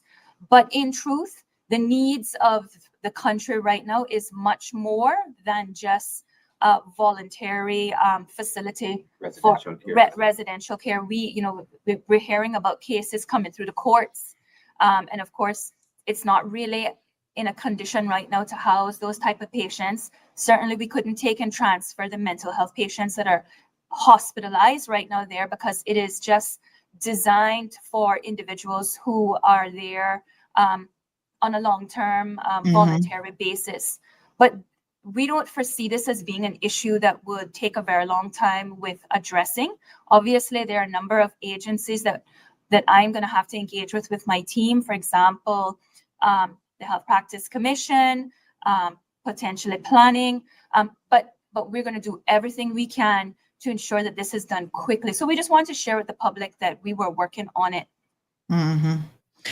Yes, I mean, obviously, as you said, the timing with an unfortunate incident having now transpired with a child. And I mean, obviously, lots of questions around why children and adults were even together in the first place. I mean, to me, that just seems illogical. I know that the two of you can't take any responsibility for that, because that would not have directly fallen under your remit previously, but it just demonstrates in my mind how there are things that are happening, and the pace at which they're happening can be too slow, to the point where it then becomes detrimental to the safety, especially of our children. That situation should have never even been possible. So there are a lot of questions around, and I know you're obviously trying to say you've now put an immediate stop to that. As of yesterday evening, your ministry sent out a statement saying that there's extra space at Poinciana that now the adults can be moved to, and that can be utilized. There are issues with Poinciana. I'm not going to even get into them today, but I do know that there are issues there in terms of what sort of level of care and attention those individuals are getting as well. I don't know if you wanted to speak to that. Yeah, I just want to say that we are aware of the level of care and the lack of programs that are available right now to the patient or the residents at Ponciana.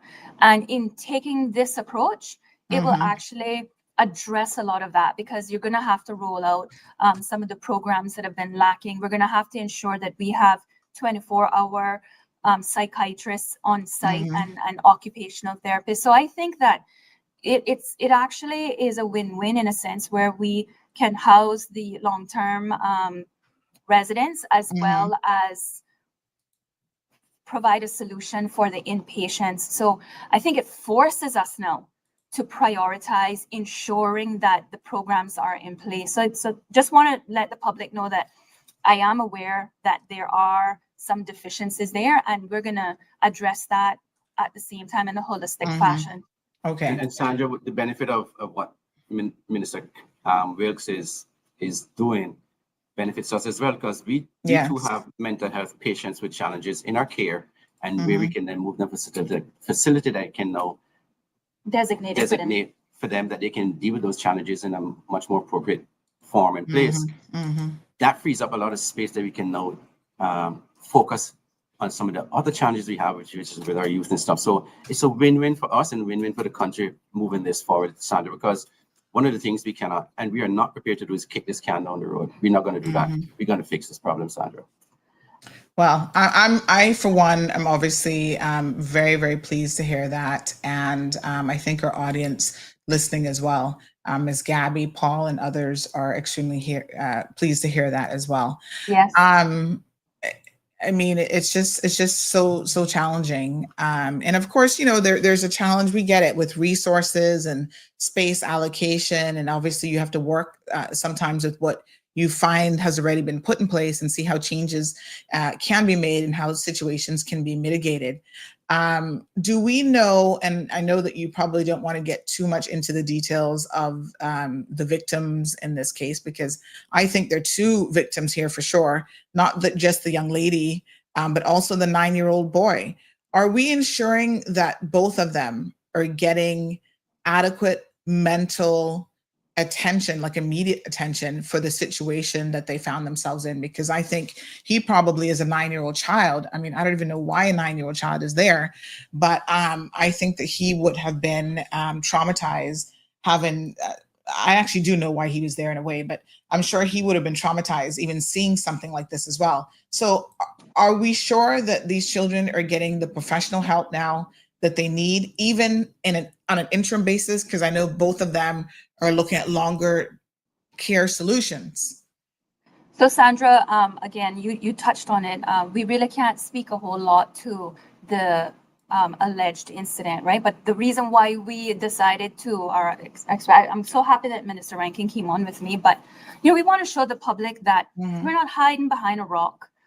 You know, we're taking decisive leadership positions and showing the public that we're dealing with it. Now, as it relates to, you know, anybody under the care of the hospital, yes, that has to be a priority. And I know from a standpoint of children that are under the responsibility of the DCFS, the same applies, but it certainly forces us to look. Again, we don't really know, or I personally don't really know a whole lot about the details on what is going on. It's under investigation, but I would imagine that every step is being taken to ensure that any patient, especially anybody that is involved in any alleged incident, is given, you know, urgent, critical attention to ensure that you mitigate any. I can't even put it in words, Sandra, but yes, I need to certainly find out where things are at with that. I'm sure Mr. Rankin as well. But I just want to come off that, Sandra, and just touch on what you were speaking on earlier, as it relates to the fact that there's not really a whole lot that we can do. So we don't want to do the blame game, right? But for me, the one thing that I see, and I've been talking about it with my colleagues, is the current governance structure as it relates to the way we are dealing with, in particular, this SAGC. We need to revisit that. And if that means we need to change legislation, it can't be that government is just, you know, sending money over to a statutory authority, and then we don't really have any control over, at the very minimum, setting out what the strategic direction would be. And that's why we've taken this position with saying the priority has to be protecting, you know, every patient, whether it's an adult or a child. But we're going to be working closely as a government to ensure that moving forward, especially with our new way of budgeting, that we have clear directives on, you know, what's going to be allocated. And I spoke earlier saying that, you know, we have to sit and really ask ourselves, do we really want help me remember, HSA, I had a brain freeze for a minute. But do we really want to look at services expanding where we are looking at cardiology or, you know, sports medicine? Or are we going to be focusing on areas where we don't have care offered? For example, in this instance here, mental health care, inpatient care for our children. So this is where now we as a government will sit, spend time working together. And then once I've given the directive from the cabinet, then I'll be rolling that out to the board and by extension, the senior management team of the hospital. Yes, and, we obviously, we all recognize that we have an issue, especially with mental health for our youth, especially with our youth, because we are seeing the follows of many different things, and some of those is what has caused it, right? We have stuff like you said, the follow from COVID. We have children seen and being experiencing domestic violence. We have them having been exposed to other traumatic issues, and all of that forms part of what we are seeing today. Now, again, looking back, when I was a young child and identifying people who had mental health challenges, were locked in a room. Yes. And it's no longer the option. No, we can't no longer do that. We have to find ways of treating the issue that we are experiencing. And Sandy, I just want to share some stats to tell you how serious this is with some of our viewers. In 2023, MASH, being a multi-agency safeguarding hub, received nearly 1,800 reports of child abuse and neglect. 57 of those related to self-harm or suicide. That's just one stat. That number rose to over 2,200 in 2024. And in just the first half of this year, we are seeing 1,400 already from January to June. And of those 1,450 involved self-harm or suicide, and that was just in May and June alone. So, Sandy, we know that we must find ways of dealing with this issue rather quickly, right? Because it is our responsibility as legislators, as a country, to do what we can for our people. And this is a focus area for us that we must not change focus. We have other areas that under my responsibility of social development that we must focus on as well, to our elderly, the youth, and those who are not able to take care of themselves. But we know that, but we must not lose focus on the people that we are having. Wow. And then I just want to say really quickly as well, Sandra, that again, it just shows how sometimes certain situations people might look at and say, well, is that really necessary? No, but if we want to govern in a way where we're not reactive, if we just go back to the anti-bullying schools regulations, when that was being brought forward, which I was really passionate about that, right?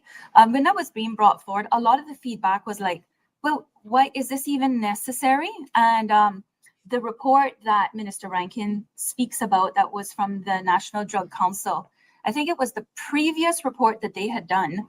A lot of students here in Grand Cayman had mentioned that their reason for considering suicide or self-harming was because they were bullied, or they were suffering from bullying or harassment. And so at least now, with having that regulation passed and the education law amended, now schools are, talking to students. I think it goes back to destigmatizing a lot of this stuff, right? Schools are talking to students about their behavior, what's acceptable, what's not, and there's a policy now that if there is any incident, the school is required to report it. So these are small steps, and this is how we address and prevent the mental health from escalating. Of course, Minister Rankin talked a lot about it. Since that, you've had a lot of these other incidents, domestic violence. What else is there? The effect of social media, and sometimes when you see like the challenges that come up in social media, some of those things, I mean, it has an impact on our kids, because let's face it, the pressures they are facing today, we didn't have to face them when we were growing up. That's true. We don't have those pressures. And of course, just another bit of information to share with the viewing audience, the National Drug Council, in some of their studies, has reported that 1 in 5 children in Cayman has experienced 4 or more adverse childhood experiences, and that could be traumatic situations like having an incarcerated parent, or again witnessing domestic violence. And none of our children should have to face that, Sandy. None. It's right? true. We are both parents, and it would be horrifying to think, what if it was one of our kids? But again, we need to do a better job of sharing information. If it is somebody's kid, what are the options? Who did they reach out to? Who did they call? We need to do a better job of telling people what they're doing. But it needs to be repetitive, because you can tell it 2 or 3 or 4 times. Yeah. And People Absolutely. forget it, and then when it happens, they're, oh God, It's what do true. we do? What do we do? It's So true. it needs to be something that's repetitive and it kept up to date. Ongoing. Um, Absolutely. You- And Sandy, the other issues again, I want to also, like my colleague here, also congratulate Alex Panton Foundation for the work that they've been doing Yes. to try and help with the mental health challenges of our youth. And also they've also given over $100,000 and 45 students have benefited from that. Absolutely. What was I going to say? Well, let me, while you're just composing that thought, Minister, let me just chime in about the Thinking out Alex loud. Panton Foundation, because like I said, they did reach out to us yesterday, and I wanted to share this information now for the benefit of our listeners, because it does seek to clarify what it is that they do. So Miss Emily Kelly, thank you so much for sending us this message. She said, I wanted to touch bases with you regarding misconceptions/misunderstandings about APF that seem to be circulating and the scope of services we offer and the relationship with HSA. APF, that's Alex Panton Foundation, partnered with the HSA to create Alex's Place, the Adolescent Mental Health Hub, which operates Monday to Friday, 10 a.m. to 6 p.m.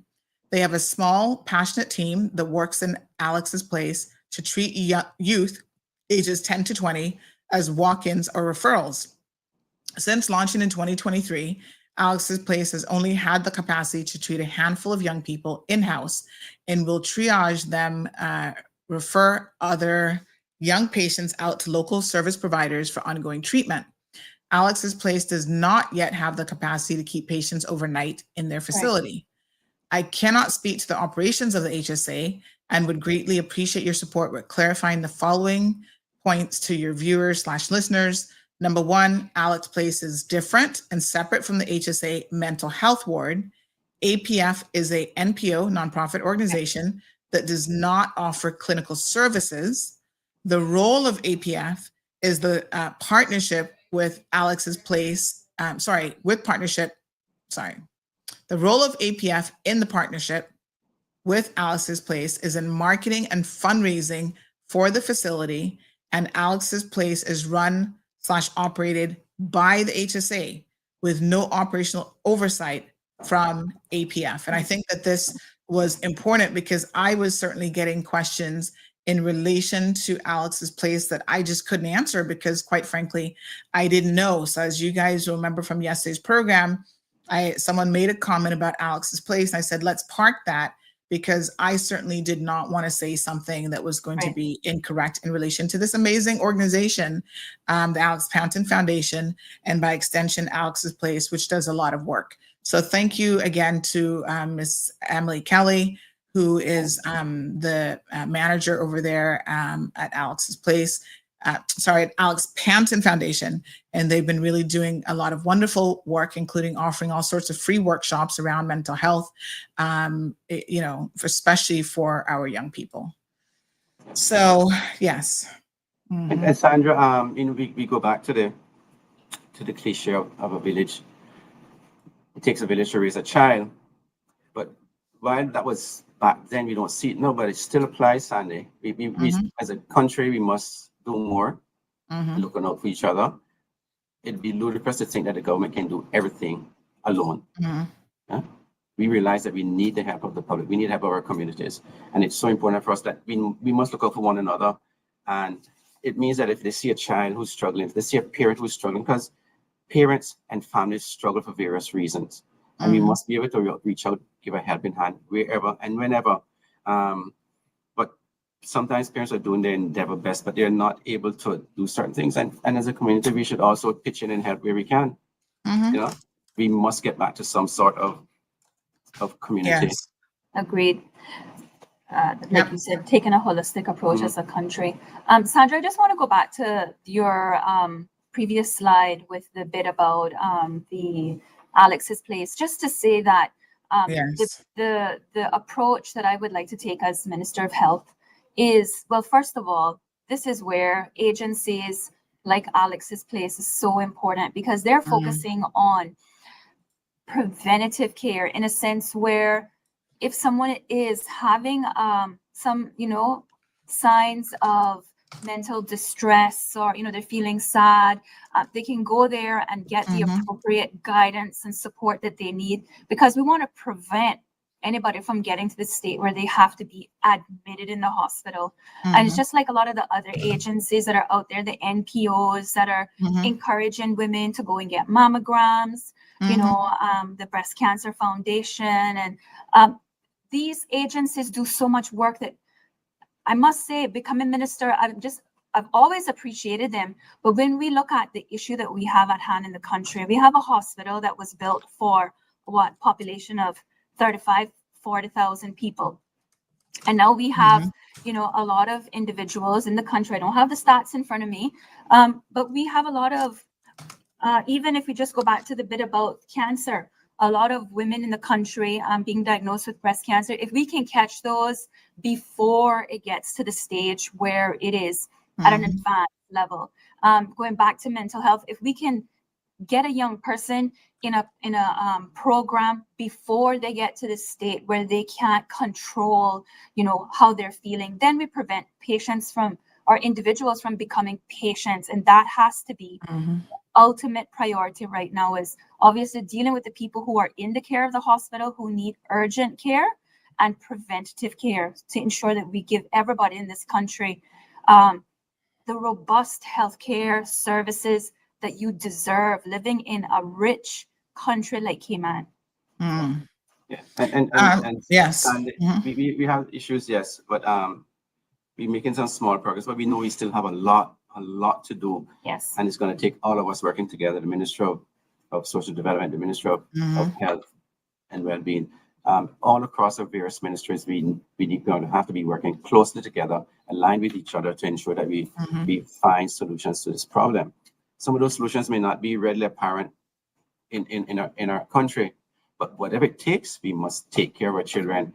And it's going to mean us that we must make mental health care accessible. It must be equitable. And most important, we must destigmatize the issue that people have with people having healthcare challenges, mental health challenges. Yes.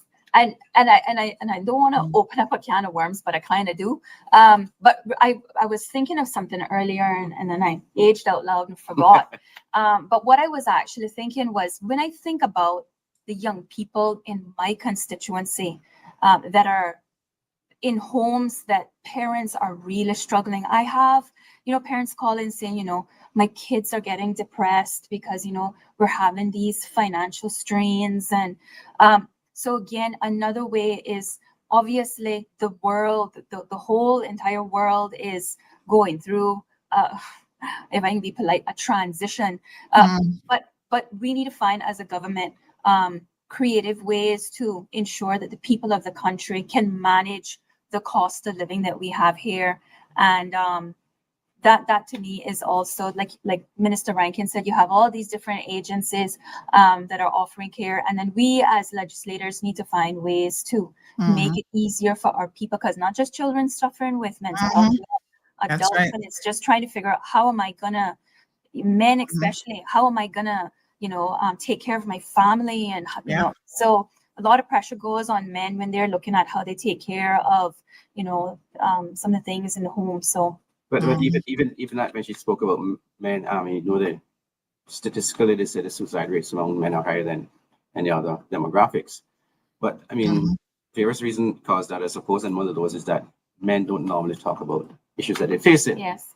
We also have to encourage that more. We have to find ways to let them know that it's okay to come and speak to somebody. It's okay to find somebody to speak to. And I'm just telling you, from a man's point of view, men open up and talk very well about a lot of issues that's on their mind. And I think it's going to take men themselves being vulnerable and destigmatizing the fact that, I'm having a hard time. But anyway, that's last month was men's Mental Health Awareness Month, actually, and that's why we brought on Dr. Carlos for a special segment. Yes. He's going to be, a regular feature on CMR TV. And I must tell you that the outpouring, obviously, we've had some recent instances of, suicides in this country, and there seems to be an uptick in terms of the numbers. But even having someone like him just on this program, I was taken aback by how many people that impacted, the sorts of messages that I was getting, people reaching out to him and reaching out to me, trying to say, oh my God, can I get access to him? Will Cynical pay for it? Well, I mean, it's just people are, they are ready to engage. They're ready to open up their hearts and share their stories. We had a young mother who called about her mental health issues over the years. She explained that she was a civil servant. Unfortunately, she had lost her job because of her mental health issues. She was in a situation where on 2 occasions her children were taken away from her, because DCFS felt that was the best thing to do while she tried to get herself, sort of regularized and so forth. So people are willing to be, Minister, Open. Yeah, they're willing to be not just open but vulnerable in a public platform like this. And traditionally we think, okay, Caymanians don't want to talk about it. I think we've made a lot of strides. And I think there are a lot of Caymanians who, if the setting is right and the environment is conducive to having an open and frank and honest discussion, they will certainly participate in that. So I want to see more of that. And Dr. Carlos will be doing a call-in show as part of CMR TV. And I want to encourage everyone to, utilize him because he's coming on. He's got, years of clinical experience and he's just amazing. I mean, he really, really connected well with our audience, but just, putting forward the sort of avenues for people to be able to sit down and have the dialogue. I think is so incredibly important. And Minister Rankin, I want to say from a youth perspective, I will be meeting with your team next week about the youth show, but even just having them sitting down and being honest with each other, talking about some of the bullying in schools, having that dialogue, almost like youth counselors and youth peers, right? So we often think of peer pressure as always being something negative. Peer pressure can be positive too. Because if children are seen doing the right thing, they're being rewarded for doing the right thing. And we sort of, put them in positions of leadership where they can lead the conversation with honesty and compassion and open up the dialogue. I think that they can reach, probably sometimes even better than adults, they have the capacity to reach each other. And so we've got to meet them where we are, and we have to be more forward thinking and more innovative in how we do that. So Paul the man has a question. He says, what is the Minister of Youth and his team currently working on to make the lives of our young people better? Well, we have various programs, Sandy, within So I should say, sorry to interrupt you, but I should say, Paul, that one of the things that we're working on is bringing back a youth-based program, because we know young people are using social media, they're on social media, and that is how they communicate with each other. So if you can find a positive way to elevate that, where they can use it as a positive tool, that's something that hopefully the minister and his ministry can pull together, and I'm happy to assist with that. Yes, and there's a number of different programs we have. One is, for example, which you're aware of, I'm thinking, is a financial literacy program. We're doing that. We're doing other stuff relating to sports activities, summer camps, even in the Ministry of Social Development. But it's going to be a very collaborative approach across all ministries, all the private sector, the NPOs, the sporting clubs. But we must take an active role and stance in assisting our young people. But Sandra, I want to just quickly run back to an issue where that there's some of the stats that I shared earlier. While it's alarming and expected to pass this year, expected to be more than the other years. It's good in a way that people are speaking up. Yeah. And the more we can get people to speak up, the more we might be able to help those who are in need. Because we can see somebody walking down the road or experiencing challenges, and we would never know that unless they sit and talk with somebody.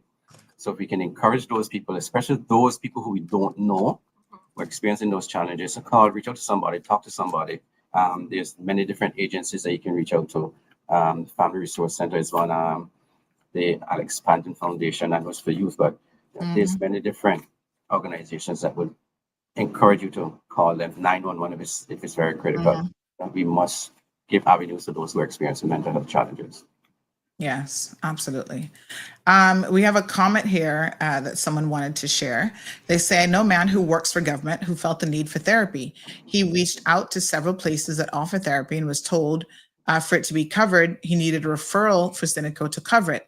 He said he has to go to the HSA to see a GP, sign off on a referral before Cineco will cover therapy, something to perhaps mention to the ministers and something they may not know. So again, removing the barriers to accessing mental health services, I think as a government holistically is something that needs to be looked at. Someone shouldn't have to go through hoops to get to mental health services. You know, if I was speaking to a parent, in fact, just a couple of days ago, and they were saying, you know, my son came and told me that he needs to talk to someone. Why can't he talk to me? I said, listen, I don't know your child. I can't speak to all of that. But if someone comes to you and they tell you, I need help, take them seriously. Right? If I came to you and said, I just broke my foot, you're not going to be like, well, talk to me first about it. Let me examine it, whatever. No, you're going to go to the appropriate professional, Right. the emergency room or whatever, and get me help. And so Right. mental health has to be handled in the same way. When Yes. our young people have the bravery to come to you as a parent and say, I need to speak to someone. Don't question, well, why can't you speak to me as a parent? Or what do you want to talk to them about? I said, no. Just let the child go speak to someone. I said, you could be saving your own child's life. Yes. And I think sometimes as parents, because again, we come from, you know, a different generation, things were different. We don't understand. We don't understand when somebody says, I need to talk to a professional. I need to talk to a therapist. This parent was even kind of saying, I wonder if people at school are putting things in my child's head, you know, and I was like, if they have, it's probably a good thing because that means that your child knows that there's some kind of resource out there. They don't know how to get to it themselves and they want to get to it. I had someone else last night again sharing that, you know, they were helping a child and the child wanted, but because they were underage, they needed a parent to sign off. And some parents are not open to therapy or medication or whatever. So they were like, no, my child's fine. They don't need the help. And that's the stigma we have in our society, Sandy. That's a stigma because people don't think it's kosher to say that you're having some issues. Yeah. Yeah. And we are struggling with the community to address that, but we must find ways of addressing it. We're going to encounter obstacles, we're going to encounter potholes, but we need to have a plan to address all of those. Yeah. So Lisa talks about even bullying in the schools and what the leadership in the Ministry of Education, because again, this has to be a collaborative effort because some things might fall under one minister and some things under another, but all of you as a government have to come together and try to find unified solutions to these problems that will adequately address them. And Sandra, and to that, what I need to say, give the minister here kudos because a few weeks ago when we were having discussions, she had the support of the whole caucus and us trying to address these issues. It's just, again, unfortunately, that what has happened, the allegations that we are now trying to say out there. And again, we would need to take some thought of not trying to let the people know what we're doing and what we're doing in terms of making their lives better, especially for our young people. Right.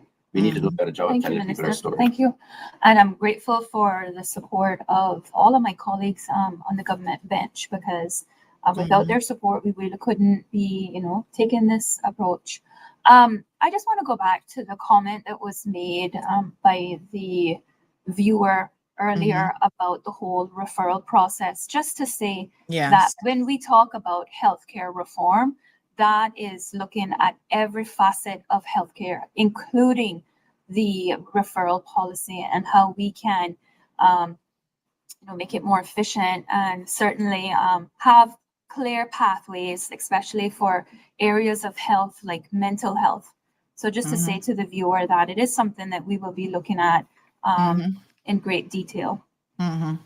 And to that point, aisle 2025 says that HSA is clearly at capacity, but it's hard to go anywhere else with Cineco insurance. That's terrible. So one of the things, in fact, that's interesting is lately the CMO, and I don't know, he would fall under you, I guess, Minister Ebanks-Wilkes, but he has been turning down referrals and refusing to, I guess, I don't know if it's because of the financial position that the HSA is in, but making everybody go to the HSA. Even me, myself, experienced this a couple of weeks ago where I, have a knee injury. Something's going on with my knee. I'm not even quite sure what it is yet. And so for the past couple years, at least, for years, actually, I've not been to HSA physiotherapist. I've been going to Cayman Physio, and my primary physician is the pain management specialist at the HSA. All of a sudden, I get this referral to the HSA physiotherapist. I'm not saying there's anything wrong with them, but my care plan has actually been somewhere else. So now you send me to someone new. I have to start over with a complete and full assessment. And then they say, well, the average wait time to even get in here is a month plus. That doesn't make any sense. When I'm in chronic pain, thankfully, I have alternative options, but I know a lot of people don't have alternative options to Cineco. So today I'm going to do an MRI this afternoon at a private hospital. A lot of people wouldn't have that option. So why is it that the CMO is forcing everyone to utilize Cineco and utilize specifically the HSA, knowing that there are limitations on what the HSA can do? They didn't even have a knee brace because I got about half an hour of treatment, ice, and a TENS machine, which I could do at home myself. But then the response was like, okay, we'll give you a knee brace. They didn't even have a knee brace in my size. And so I was just like, what? What I can say, and I'll repeat, I just said it a few minutes ago, we're going to be looking at this area and finding a way to modernize it, as well as Minister Anglin, who heads up or who Cineco falls under. We're looking at ways to also enhance the services that the people of this country who are insured under Cineco are receiving. Because you're right, it really isn't. We're not offering a good quality of healthcare if a patient is in chronic pain and they cannot see a physician for 3 months. And so that is something that we are going to have to look at addressing just as aggressively as we're looking at mental health. It's gonna mean looking at things differently. And I think that the message that I want to send today is that we need to ensure that we are not competing in areas where we don't need to be. Exactly. And we're focusing on offering quality healthcare to our Caymanian people. So that's it. So that is where we're heading. We're heading to ensuring that the people of this country who have to go to the Health Services Authority are receiving quality healthcare. And if that means that there are other arrangements that need to be put in place and services selected and sent elsewhere, we're going to do that. We're going to think outside the box. Yeah, absolutely. Aisle 2025, as said earlier, please tell Kathy HSA is a mess and new leadership is desperately needed. I'm sure you're not going to speak directly to this, Minister, but are you also, as part of your overall remit, looking at any leadership issues, any board issues that may exist?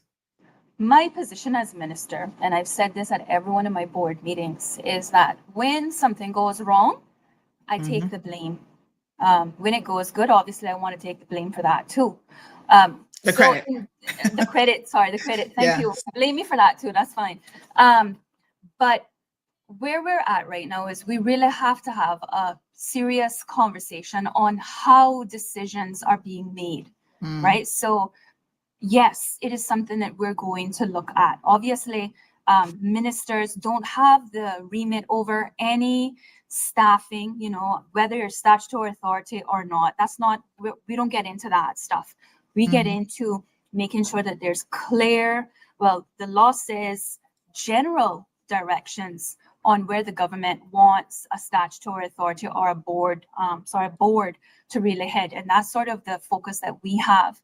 And we're going to be reviewing it as a government. Obviously, I'm the Minister of Health, but I don't just operate as one individual. Every decision that is made relating to how we move forward, it has to be a decision that my colleagues are all in agreement with. And yes, that means we're going to have to sit down when we have our next discussion and talk about the way in which we're functioning as it relates to our health services.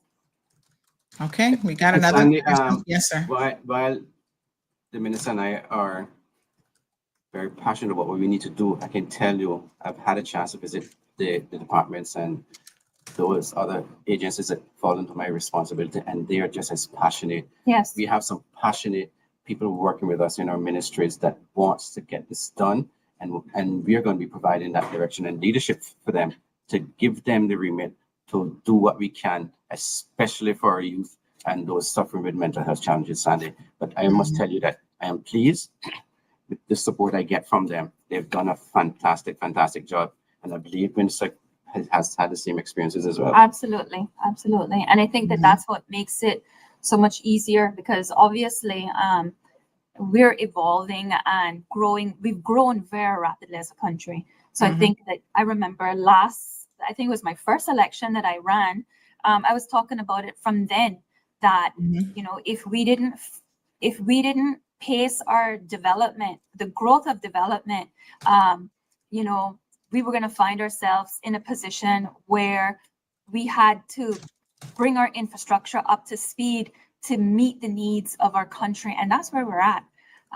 So that's the reason why we're even here having this conversation today. But Sandra, I know that Minister Rankin and both I have, you know, been so fortunate to come on to your show this morning. For me, I'm also excited as well that you are offering, you know, the Ministry Matters, and it's something that I am gonna have the Ministry of Health work closely with you on, and we certainly want to make sure that we are bringing information to the people of the country on what we're doing and how it will benefit their lives.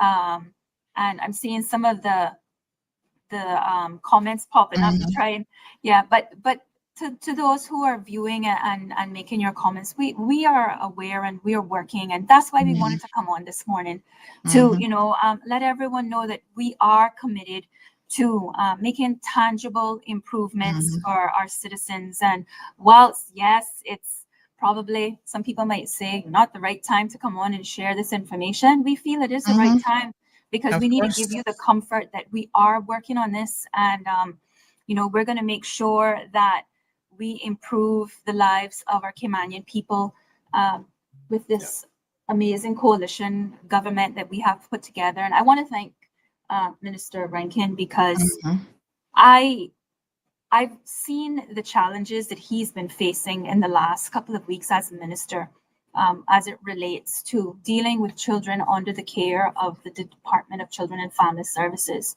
with not having the adequate resources. But it just shows how things can work so much smoother when we work together, and having a government that is, you know, cohesive, and you know, everybody is focused on ensuring that the people of this country benefit from having this government changes the way that we deal with situations, and we're working closely together. So I just want to thank him for that, and look forward to continue working with him and the rest of the members on the government bench as we work aggressively to improve the lives of the Caymanian people. Yes. And so we have a comment here by Gabby, which I think it's one that a lot of people have in terms of a misconception. Says, how are you the Minister of Health but can't replace staffing? Make that make sense. So can you again tell us and explain for all ministers how it works when it comes to staffing, whether it's central government or even SAGCs, what your legal remit is and what you can and can't do? Yeah, well, I just want to say hi to Gabby, and I'm happy that Gabby's watching, and that she can see that, you know, that we're all working together to try to improve the services of the hospital. Gabby, the Constitution, Section 55 of the Constitution, prevents any member of Parliament from hiring or firing anyone. And when it comes down to agencies or authorities, it's even more extended, because the minister operates through the board. So there's a HSA board. So that's how it's done. But it's really, I guess it was done to prevent abuse. Political interference. Yeah, political interference, because, you know, it could be a blessing, but it also could be a curse if it isn't done or in the right hand. So me personally, although some days I wish that I did have control, it's just the way that it's designed. And certainly from responsibility perspective, the staffing of the civil servants and falls under the remit of the governor, who is delegated that to the deputy governor. So we are, as elected officials, we are not allowed constitutionally to get involved with that. That's right. So Gabby, they can't do it. It's against the law. It's against the Constitution. Would you have a caller in the line? Good morning, caller. Quick comment or question? Good morning. I'm not going to stay long, but whenever mental health comes up, I have to dip my mouth in it. Minister Wills and Mr. Rankin, I'm begging you all, please, try and do your best, because it is not an easy job. And it's not something happened today and you get better tomorrow. It is a long road. And I know you all have it there. It is not an easy road. And I'm praying that things get better so we can all live in the community. And thank you. Okay. I'm on the road, so I can't say too much. I'm Thank trying you. to get home. All right. You all take care. Thanks very Bye. much. Thank you, caller, and I know I speak for my colleague here when I say that is the goal of this government, is to make the lives of our people better in various forms, in various areas where we know that people's lives needs to be improved. This question is, please ask Kathy why to get indigent card, renewed. I need to apply every time. I had it for 2 years now, and I just got a referral to go overseas, urgent again, and I don't have my indigent anymore. If I had it for 2 years, why can't I have it indefinitely? And I responded and says assessments are needed, but they say that they see people who have it indefinitely, and I don't see anything wrong with them. So I don't know whose responsibility this falls under. Is it either one of you, which would be the financial, it used to be needs assessment unit, now it's called, I can't remember. Yes, Sandy, that actually falls under my constitutional responsibility of social development. And certainly, yes, there are various different levels of the assessment is done, and people at certain times get, maybe say for example, 3 months of cynical because they may not be working at the time, and then an assessment is done again in another 3 months to ensure that they still have that need, or if they've begun to work, the employer should be providing that insurance, and then they don't need that cynical indigent insurance again. But certainly she raises a very valid point, and I will actually be making some checks into that and make sure I get up to speed on all the requirements. Can I just say something? I know it's outside of my remit, but to the viewer, I think that there are some areas where if a person can prove that they have a permanent disability, doesn't really apply to them.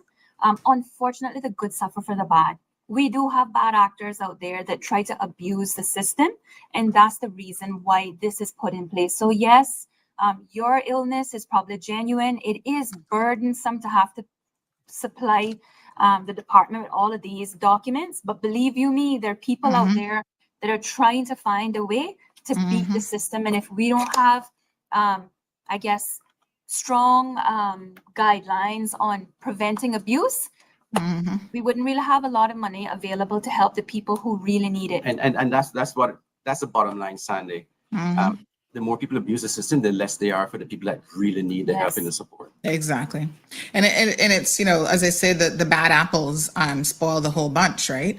So we know that these assessments are required. And to be quite frank, as someone who doesn't rely on these services, but someone who's paying for it, like a lot of the hardworking Caymanians, I want to know that, yes, if we're going to have services in place that are helping our people, it should be the people who need it, not the people who are taking advantage of the system just to get a free ride. I'm not about that life at all. So thank you so much, Ms. Charlene. She says some of the constitution laws needs to be amended. I've been saying it for years. I'm not so sure that this is one that's going to get amended, because we can see when the political arm has a hand in the civil service, as is happening right now in the US, they're firing people and then find out, oops, we fired people and now we need to hire them back because they were supposed to be doing a job and now nobody's going to do that. So there's lots of good, sensible reasons in democracies why you don't want ministers of government and political people in government having that power. So I don't think that's gonna happen. Paul the man says former ministers gave away indigent cards like it was hotcakes. What a hot mess. Another comment came in last night actually. about the Health Services Authority being an authority. And so this is very interesting. It says the reason why you pull out, so remember it used to be part of core government and then they removed it and it stands on its own now as the SAGC. So this person says the reason that you pull a department out of government and make them an authority is to create greater accountability and to allow for more efficiency and better outcomes.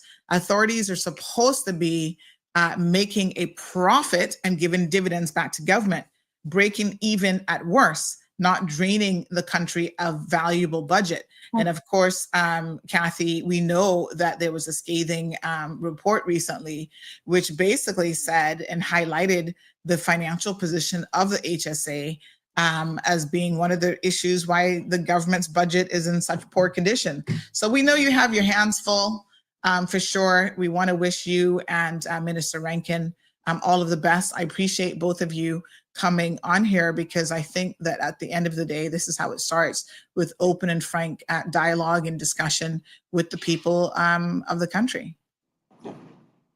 Thank you so much, Sandy. I appreciate the opportunity to have that discussion and looking forward to more such discussions to update the people of what we're doing and ways in which we intend to make their lives better. All right. Thanks very much for joining us. Have a good weekend. You too.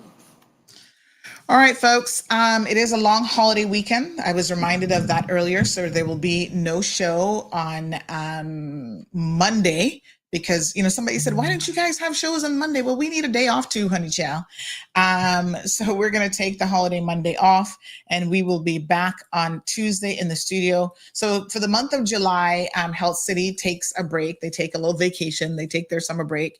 And so Tuesdays will be regular content and regular shows. So on Tuesday, I'm going to delve into the Maples situation with WRC fine that they recently had to pay, gathering additional information from all sources.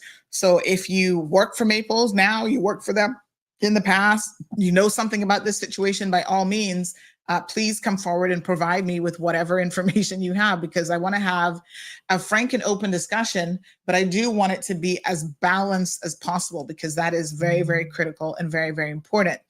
The other thing, obviously, we're going to talk about are some other people who've been foreign nationals who've been in our court system with recent infractions. And we're going to look at some of those individual cases with a view to having some discussion about what now is going to happen to those people. Some of them, I'm going to be very honest with you, need to be off this island in a hurry. So we'll have those conversations as well. Thank you guys so much for always tuning in to the program, CMR TV. We technically launched this week with Sabrina Speaks, but there's so much more that's going to be onboarded, and we're working out some of the kinks for the website. The website is really the first component of the launch. And I want to thank all of the technical teams and all the content creators who have come together to make CMR TV an absolute reality. And this is for you guys, this is my dream. And this really is for Caymanian. This is a Caymanian project. If you are a Caymanian, please, by all means, come and speak with me, and we will, certainly try to see how we can include you in this. You got to be able to put in the work. There's no easy path to success, folks. And so if it sounds like something you're interested in and you're willing to put into work, by all means, reach out to me. Thank you, Ms. Charlene. She says, thanks, Sandra, for all you do to keep us properly informed. A wonderful weekend to you and your family. Appreciate it. Marshall says you got Saturday and Sunday off. So there should be a show on the holiday Monday. I'm just saying, I need to hear the show. Take out that whip. Pew. Yes, sir. Whip us in place. Anyway, Marshall, enjoy your weekend as well. July 4th was your holiday today. So happy July 4th to all Americans. I know it's probably a bank holiday, and a lot of you are doing your little summer cookouts and having a great time. We will see you guys on Tuesday morning, okay? Honey, chill. Yes, be safe this weekend. Try not to have an accident if you can. Until then, goodbye.